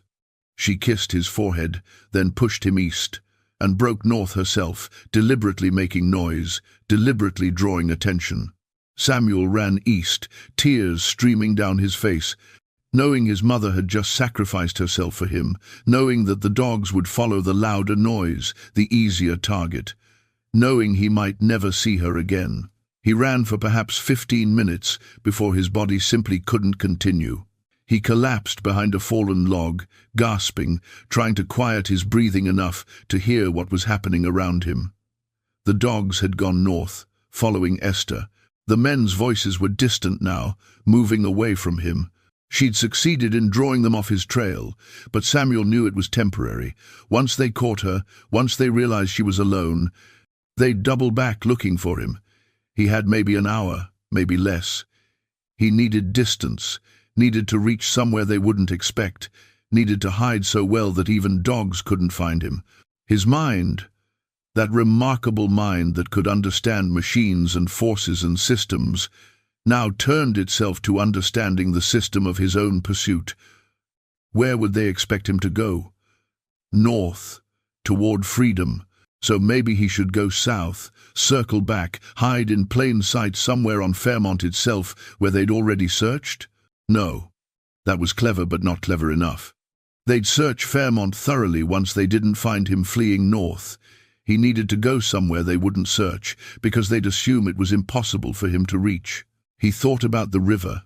The Combahee River ran 2 miles south of Fairmont, flowing east toward the coast. If he could reach the river, if he could find something to float on, he could let the current carry him downstream faster than he could run. The dogs couldn't track him through water. The men would search the woods and roads while he drifted silently past their positions. It was a plan born of desperation, but it was something. Samuel started moving south, moving as quietly as he could, using every lesson he'd learned about how to be invisible, how to avoid attention.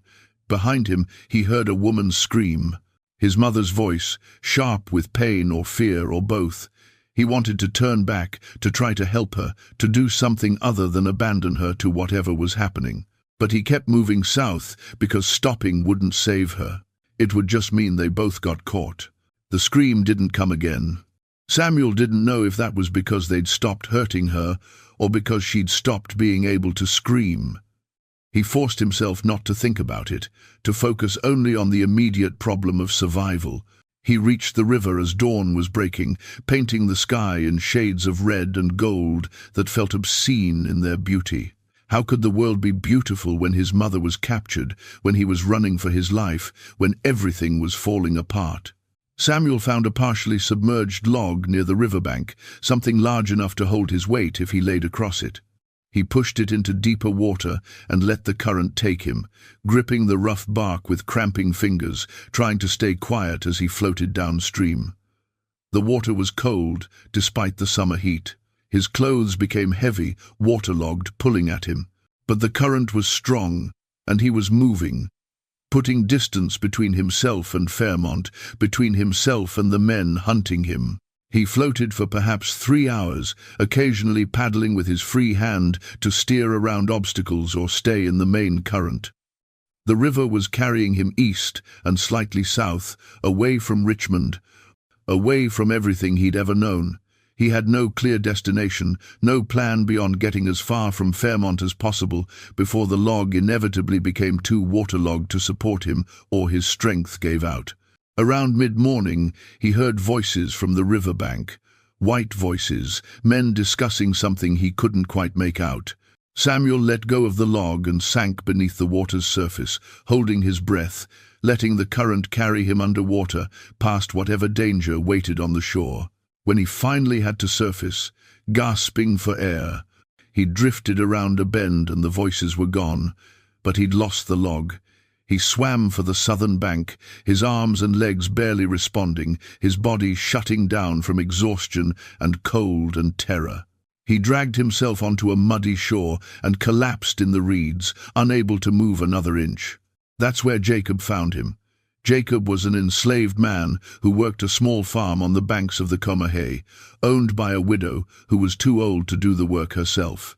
He'd come down to the river to check his fish traps and instead found a half-drowned child barely conscious in the mud.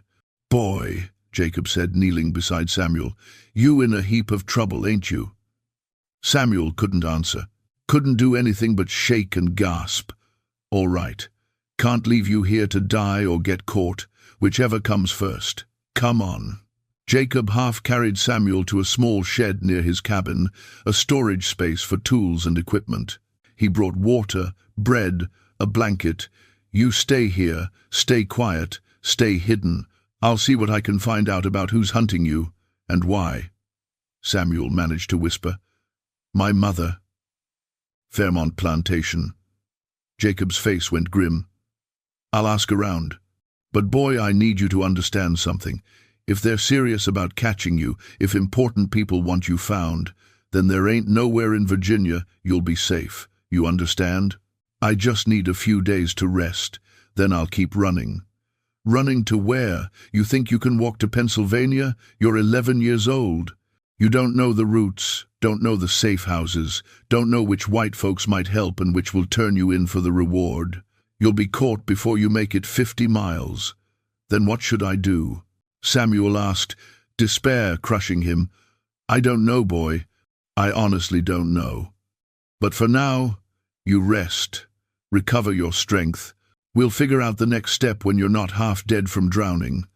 Samuel slept through the rest of that day and into the night, his body claiming the rest it desperately needed. When he woke, it was dark, and Jacob was shaking him urgently. "They're coming. Slave catchers, maybe a dozen men, searching every property along the river. Someone must have seen you in the water, reported which direction you were heading.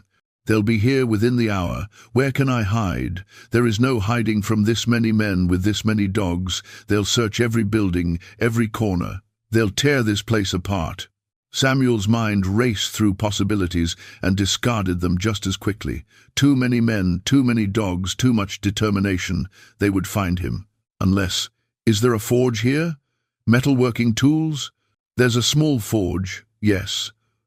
Why? Because I need to build something. Fast. Something that might save my life. Jacob brought him to the forge, a simple setup with an anvil, hammer, a few crude tools. Samuel's hands moved with desperate precision, shaping metal, bending it, creating something even as his mind worked through the design. 20 minutes. That's all he had. 20 minutes to build something that had never been built before, using materials he'd never worked with, hoping that his understanding of mechanical principles would translate into reality. What he created looked like a metal cage, roughly cylindrical, with breathing holes and a locking mechanism. It was crude, hastily made, but it would work. It had to work. "What is that?" Jacob asked. "A hiding place they won't be able to open. Get me to the river, quickly."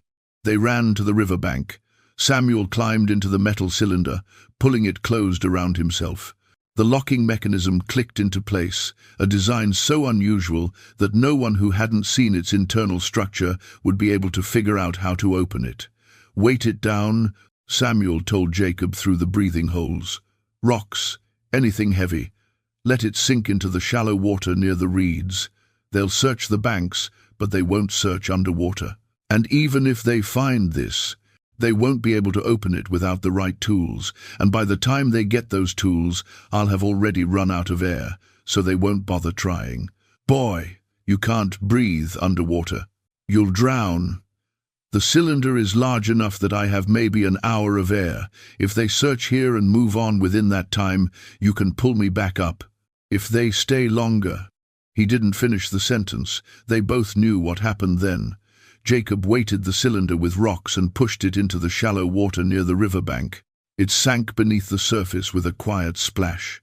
Inside, Samuel waited in darkness, breathing carefully, trying to make his limited air last as long as possible. He could hear nothing except his own heartbeat and the muffled sound of water against metal.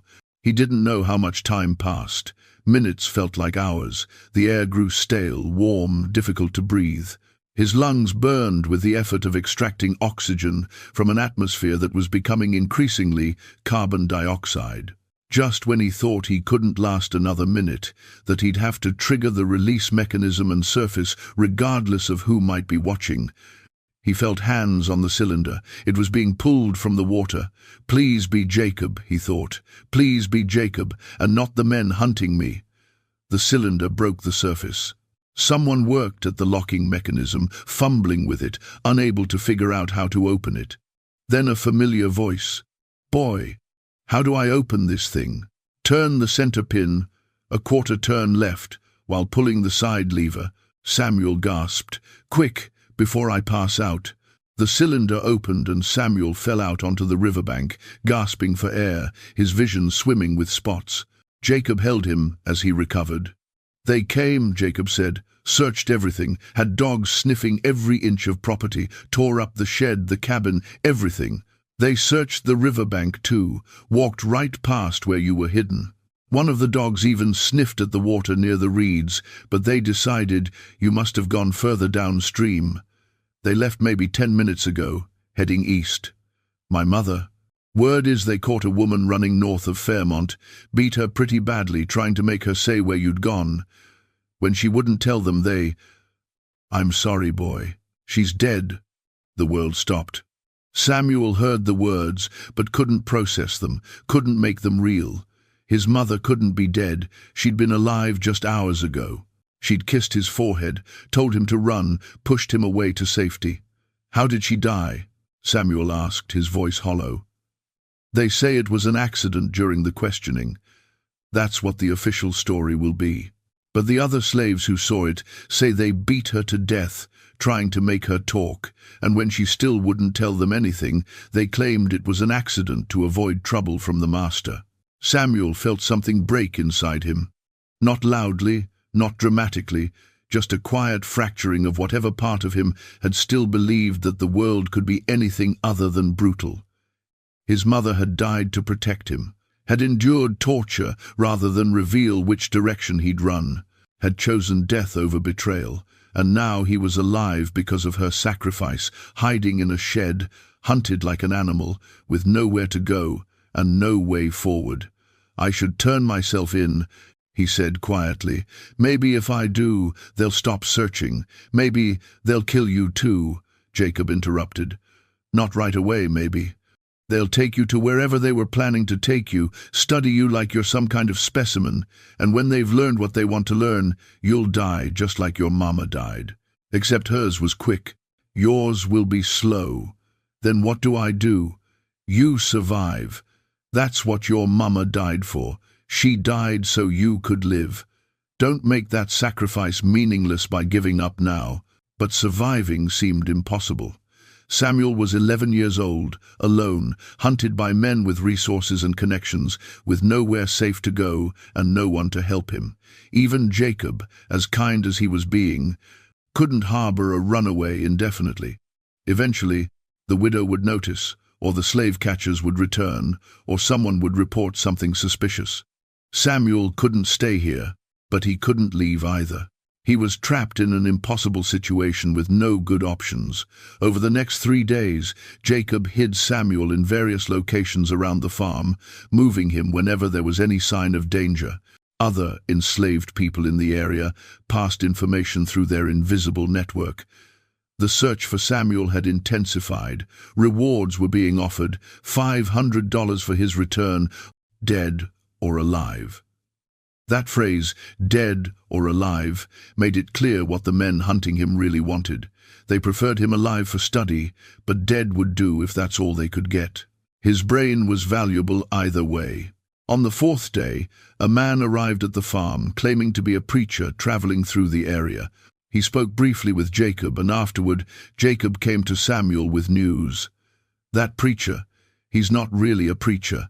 He's part of the railroad, the Underground Railroad. He says he might be able to get you north, but it's dangerous, and there's no guarantee of success. I'll try anything. He wants to know something first. He wants to know why so many important people are hunting one child. He says the reward money and the search intensity suggests you're more than just a runaway slave. He needs to know what he's getting into before he risks his life helping you. Samuel explained everything. His abilities, the examinations, the physicians who wanted to study his brain, the conspiracy to abduct him from Fairmont. The man who called himself a preacher listened with an expression that grew increasingly troubled. Son, I've helped hundreds of people reach freedom, but I've never heard of anyone being hunted this intensely. The people looking for you, they have connections, resources, political power. If I help you and we get caught, it won't just be me who hangs, it'll be everyone in the network. Every person who's helped slaves escape for the past 10 years. So you won't help me? I'm saying I need to think carefully about whether the risk is justified. You're one child. The network has saved hundreds of lives and will save hundreds more if it stays intact. Risking all of that for one person, no matter how special, that's a hard calculation. I understand, Samuel said quietly. I wouldn't help me either. I'm too dangerous. Everything I touch turns to death. The preacher studied him for a long moment. I'll pray on it. Give me until tomorrow. Then I'll give you my answer. But tomorrow never came. That night, while Samuel slept in a storage cellar beneath Jacob's cabin, the slave catchers returned. But this time they weren't searching. They were attacking. Virgil Cross and his men had been watching the farm for 2 days, noting the unusual activity, the strangers coming and going, the signs that someone was being hidden. They'd waited until deep night, then moved in with overwhelming force. Samuel woke to the sound of the cabin above him burning. Smoke poured through the cracks in the cellar door. He could hear screaming, men shouting, dogs barking. He tried to open the cellar door, but something heavy had fallen across it, trapping him inside. The smoke grew thicker. Samuel's engineering mind, that remarkable ability to understand systems and forces, now saw with perfect clarity how this system worked. Fire consumes oxygen. Smoke fills enclosed spaces. The cellar was a sealed environment with limited air.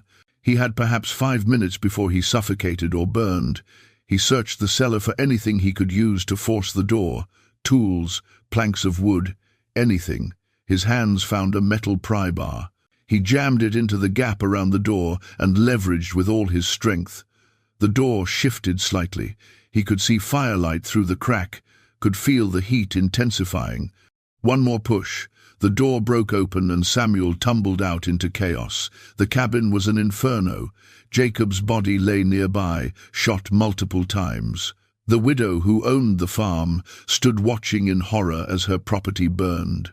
And surrounding the burning building were men with guns and torches, ensuring that no one escaped.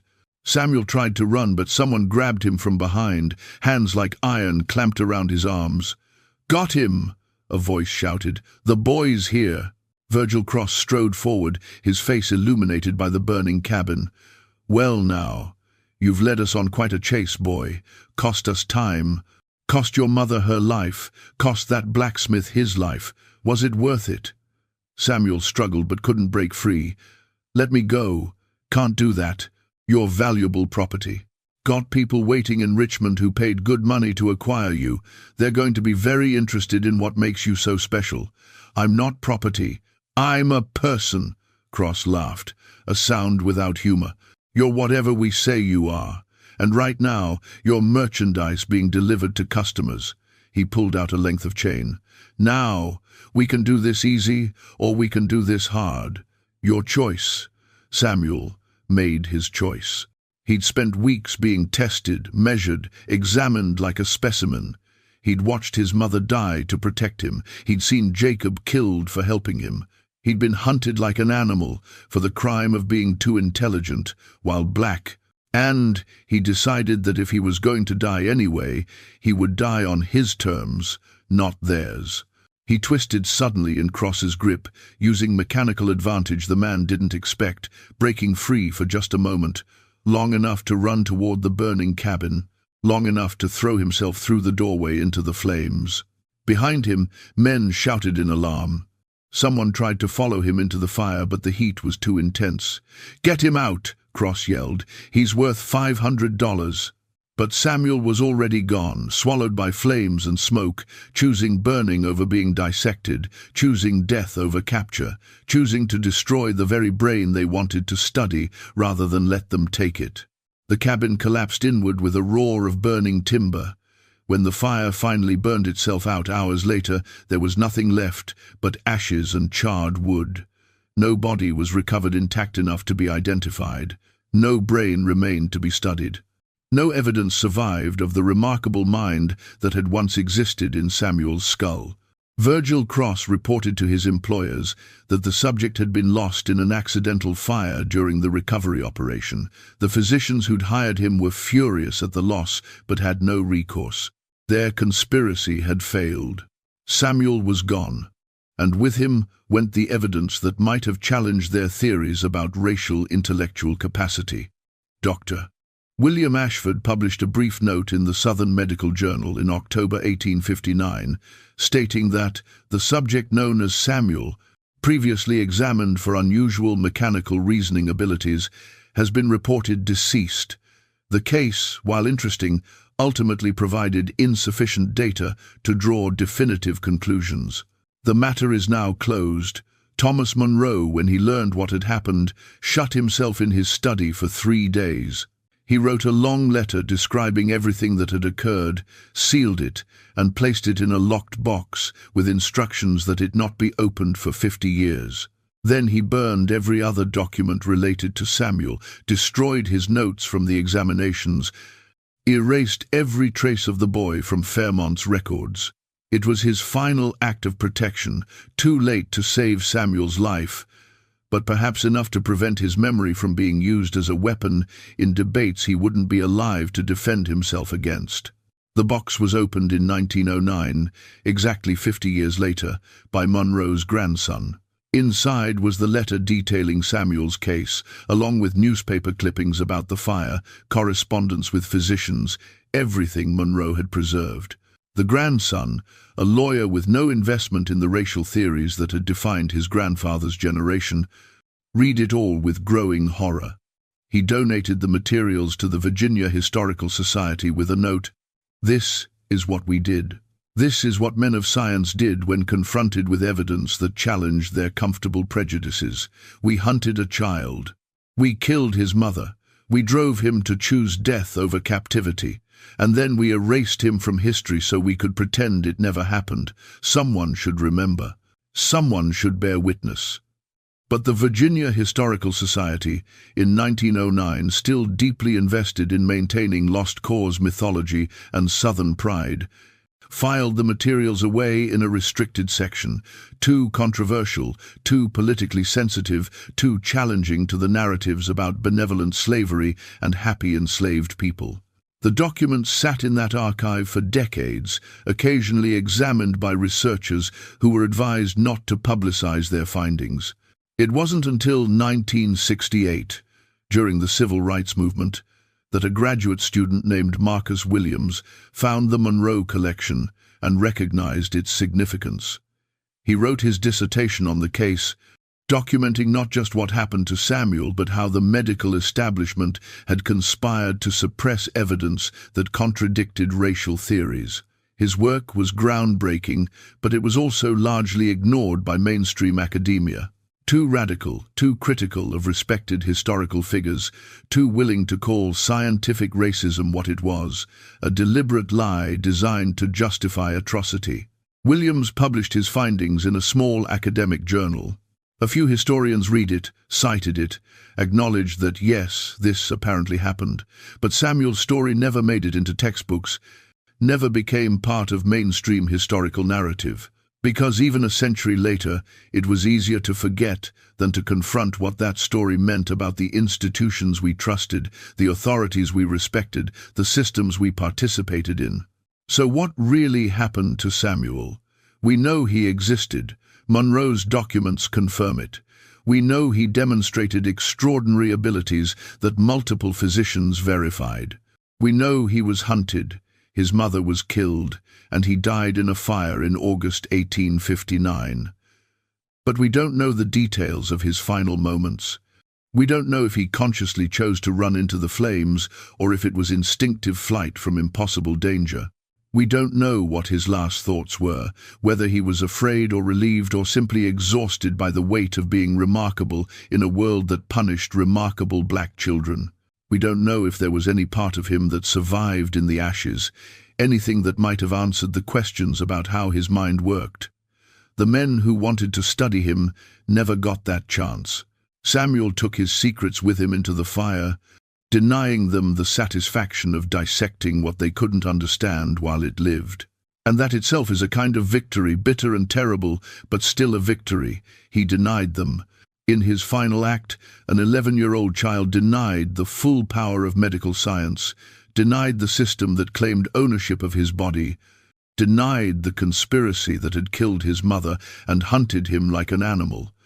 They wanted his brain. He burned it. They wanted to study him. He destroyed the evidence. They wanted to prove their theories. He took the proof with him into death. It wasn't the ending anyone wanted, but it was the ending he chose, and in a life where every choice had been made for him, that final choice mattered. Dr.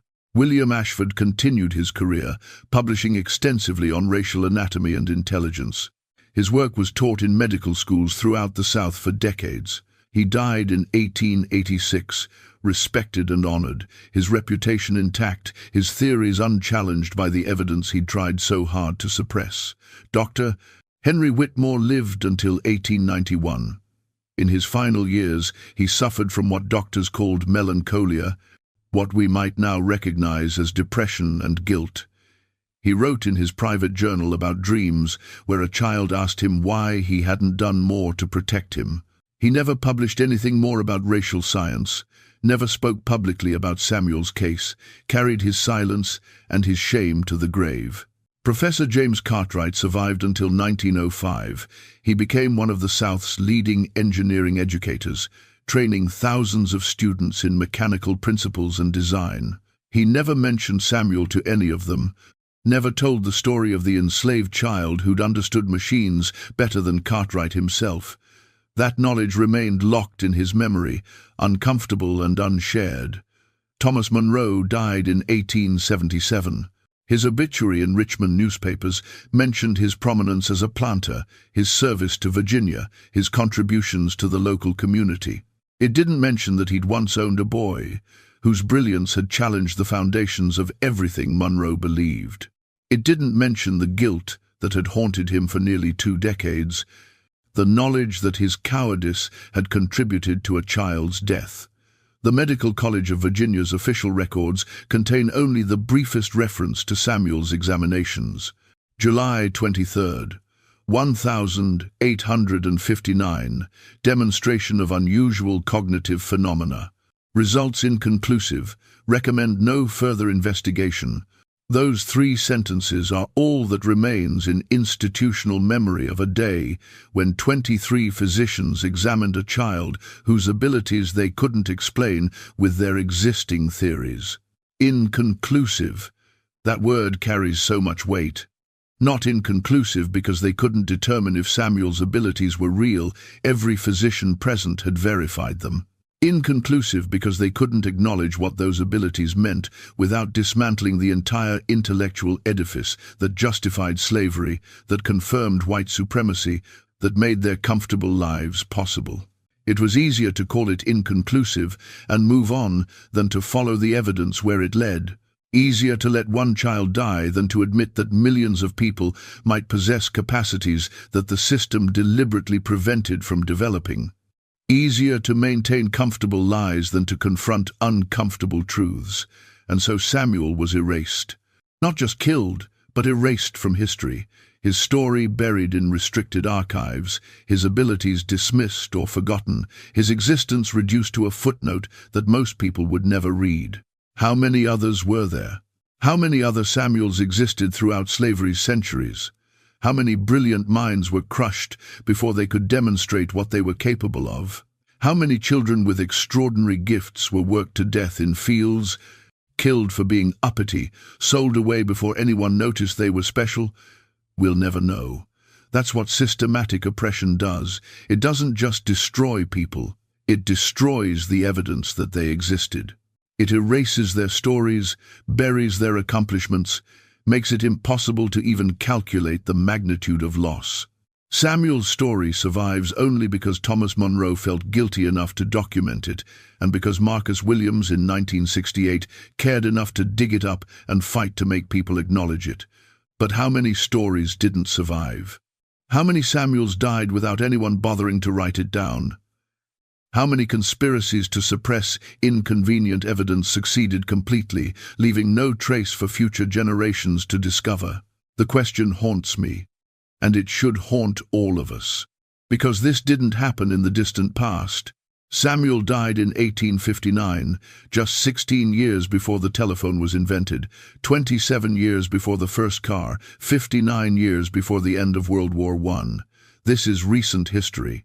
People who were alive when Samuel died had grandchildren who lived to see the moon landing. The systems that killed him, the theories that justified his death, the institutions that conspired to suppress evidence of his abilities, all of them persisted long after slavery itself ended. Scientific racism didn't die with the Confederacy. It evolved, adapted, found new language to express old prejudices.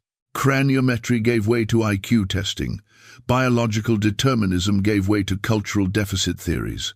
The specific methods changed, but the underlying purpose remained the same, to provide scientific-sounding justification for maintaining hierarchies that benefited some people at the expense of others.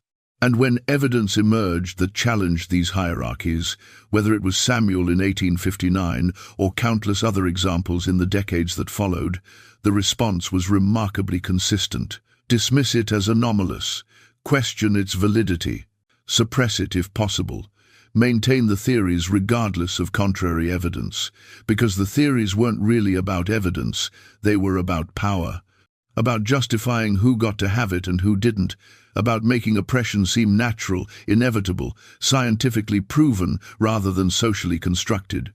Samuel threatened that power simply by existing, simply by demonstrating abilities that the system insisted he couldn't possess. And so the system destroyed him, then erased him, then declared the matter inconclusive and moved on. If you've stayed with me through Samuel's story, through his brief life and terrible death and systematic erasure, I want to ask you something. How many modern Samuels are we missing? How many brilliant minds are being crushed right now by systems that track them into poverty, that deny them opportunities, that tell them they're not capable of excellence? How many children who could change the world are never given the chance because they're born into circumstances that the world has decided make them disposable?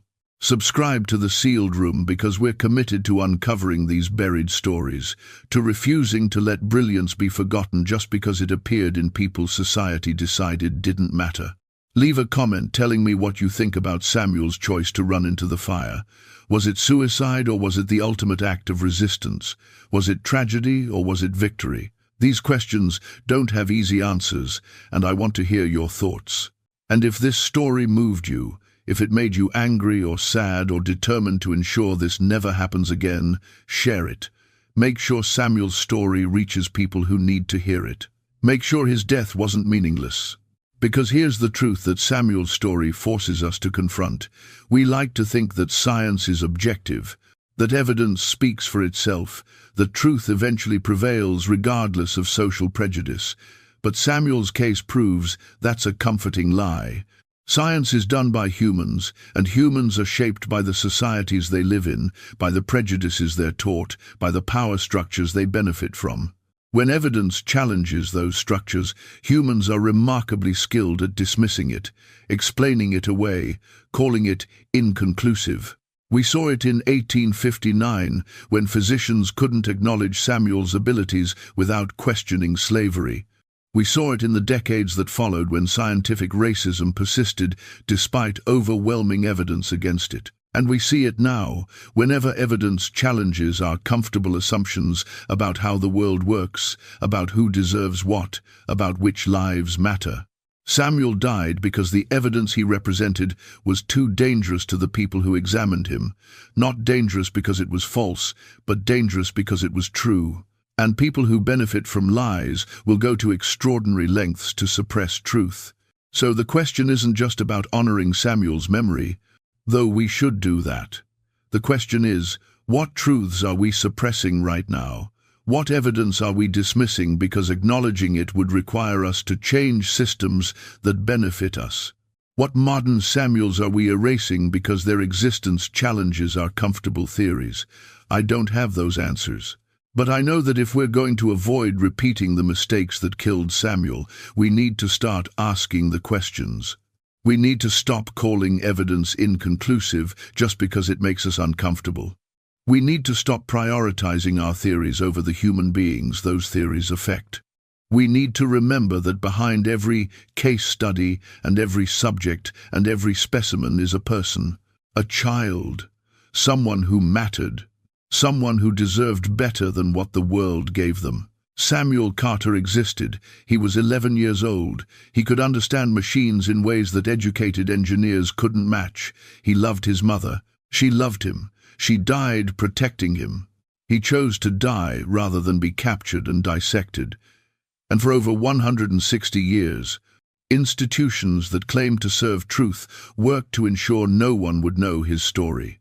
Now you know it. What will you do with that knowledge? That's the question Samuel's story leaves us with. Not what happened to him, we know that now, but what happens next. Whether we'll let his story be buried again, or whether we'll use it to challenge the systems that made his tragedy possible. Whether we'll remember Samuel Carter, or whether we'll let him fade back into the inconclusive archives where comfortable lies go to hide from uncomfortable truths. I hope we remember. I hope we learn. I hope we do better, because somewhere right now there's a child with a gift that could change the world.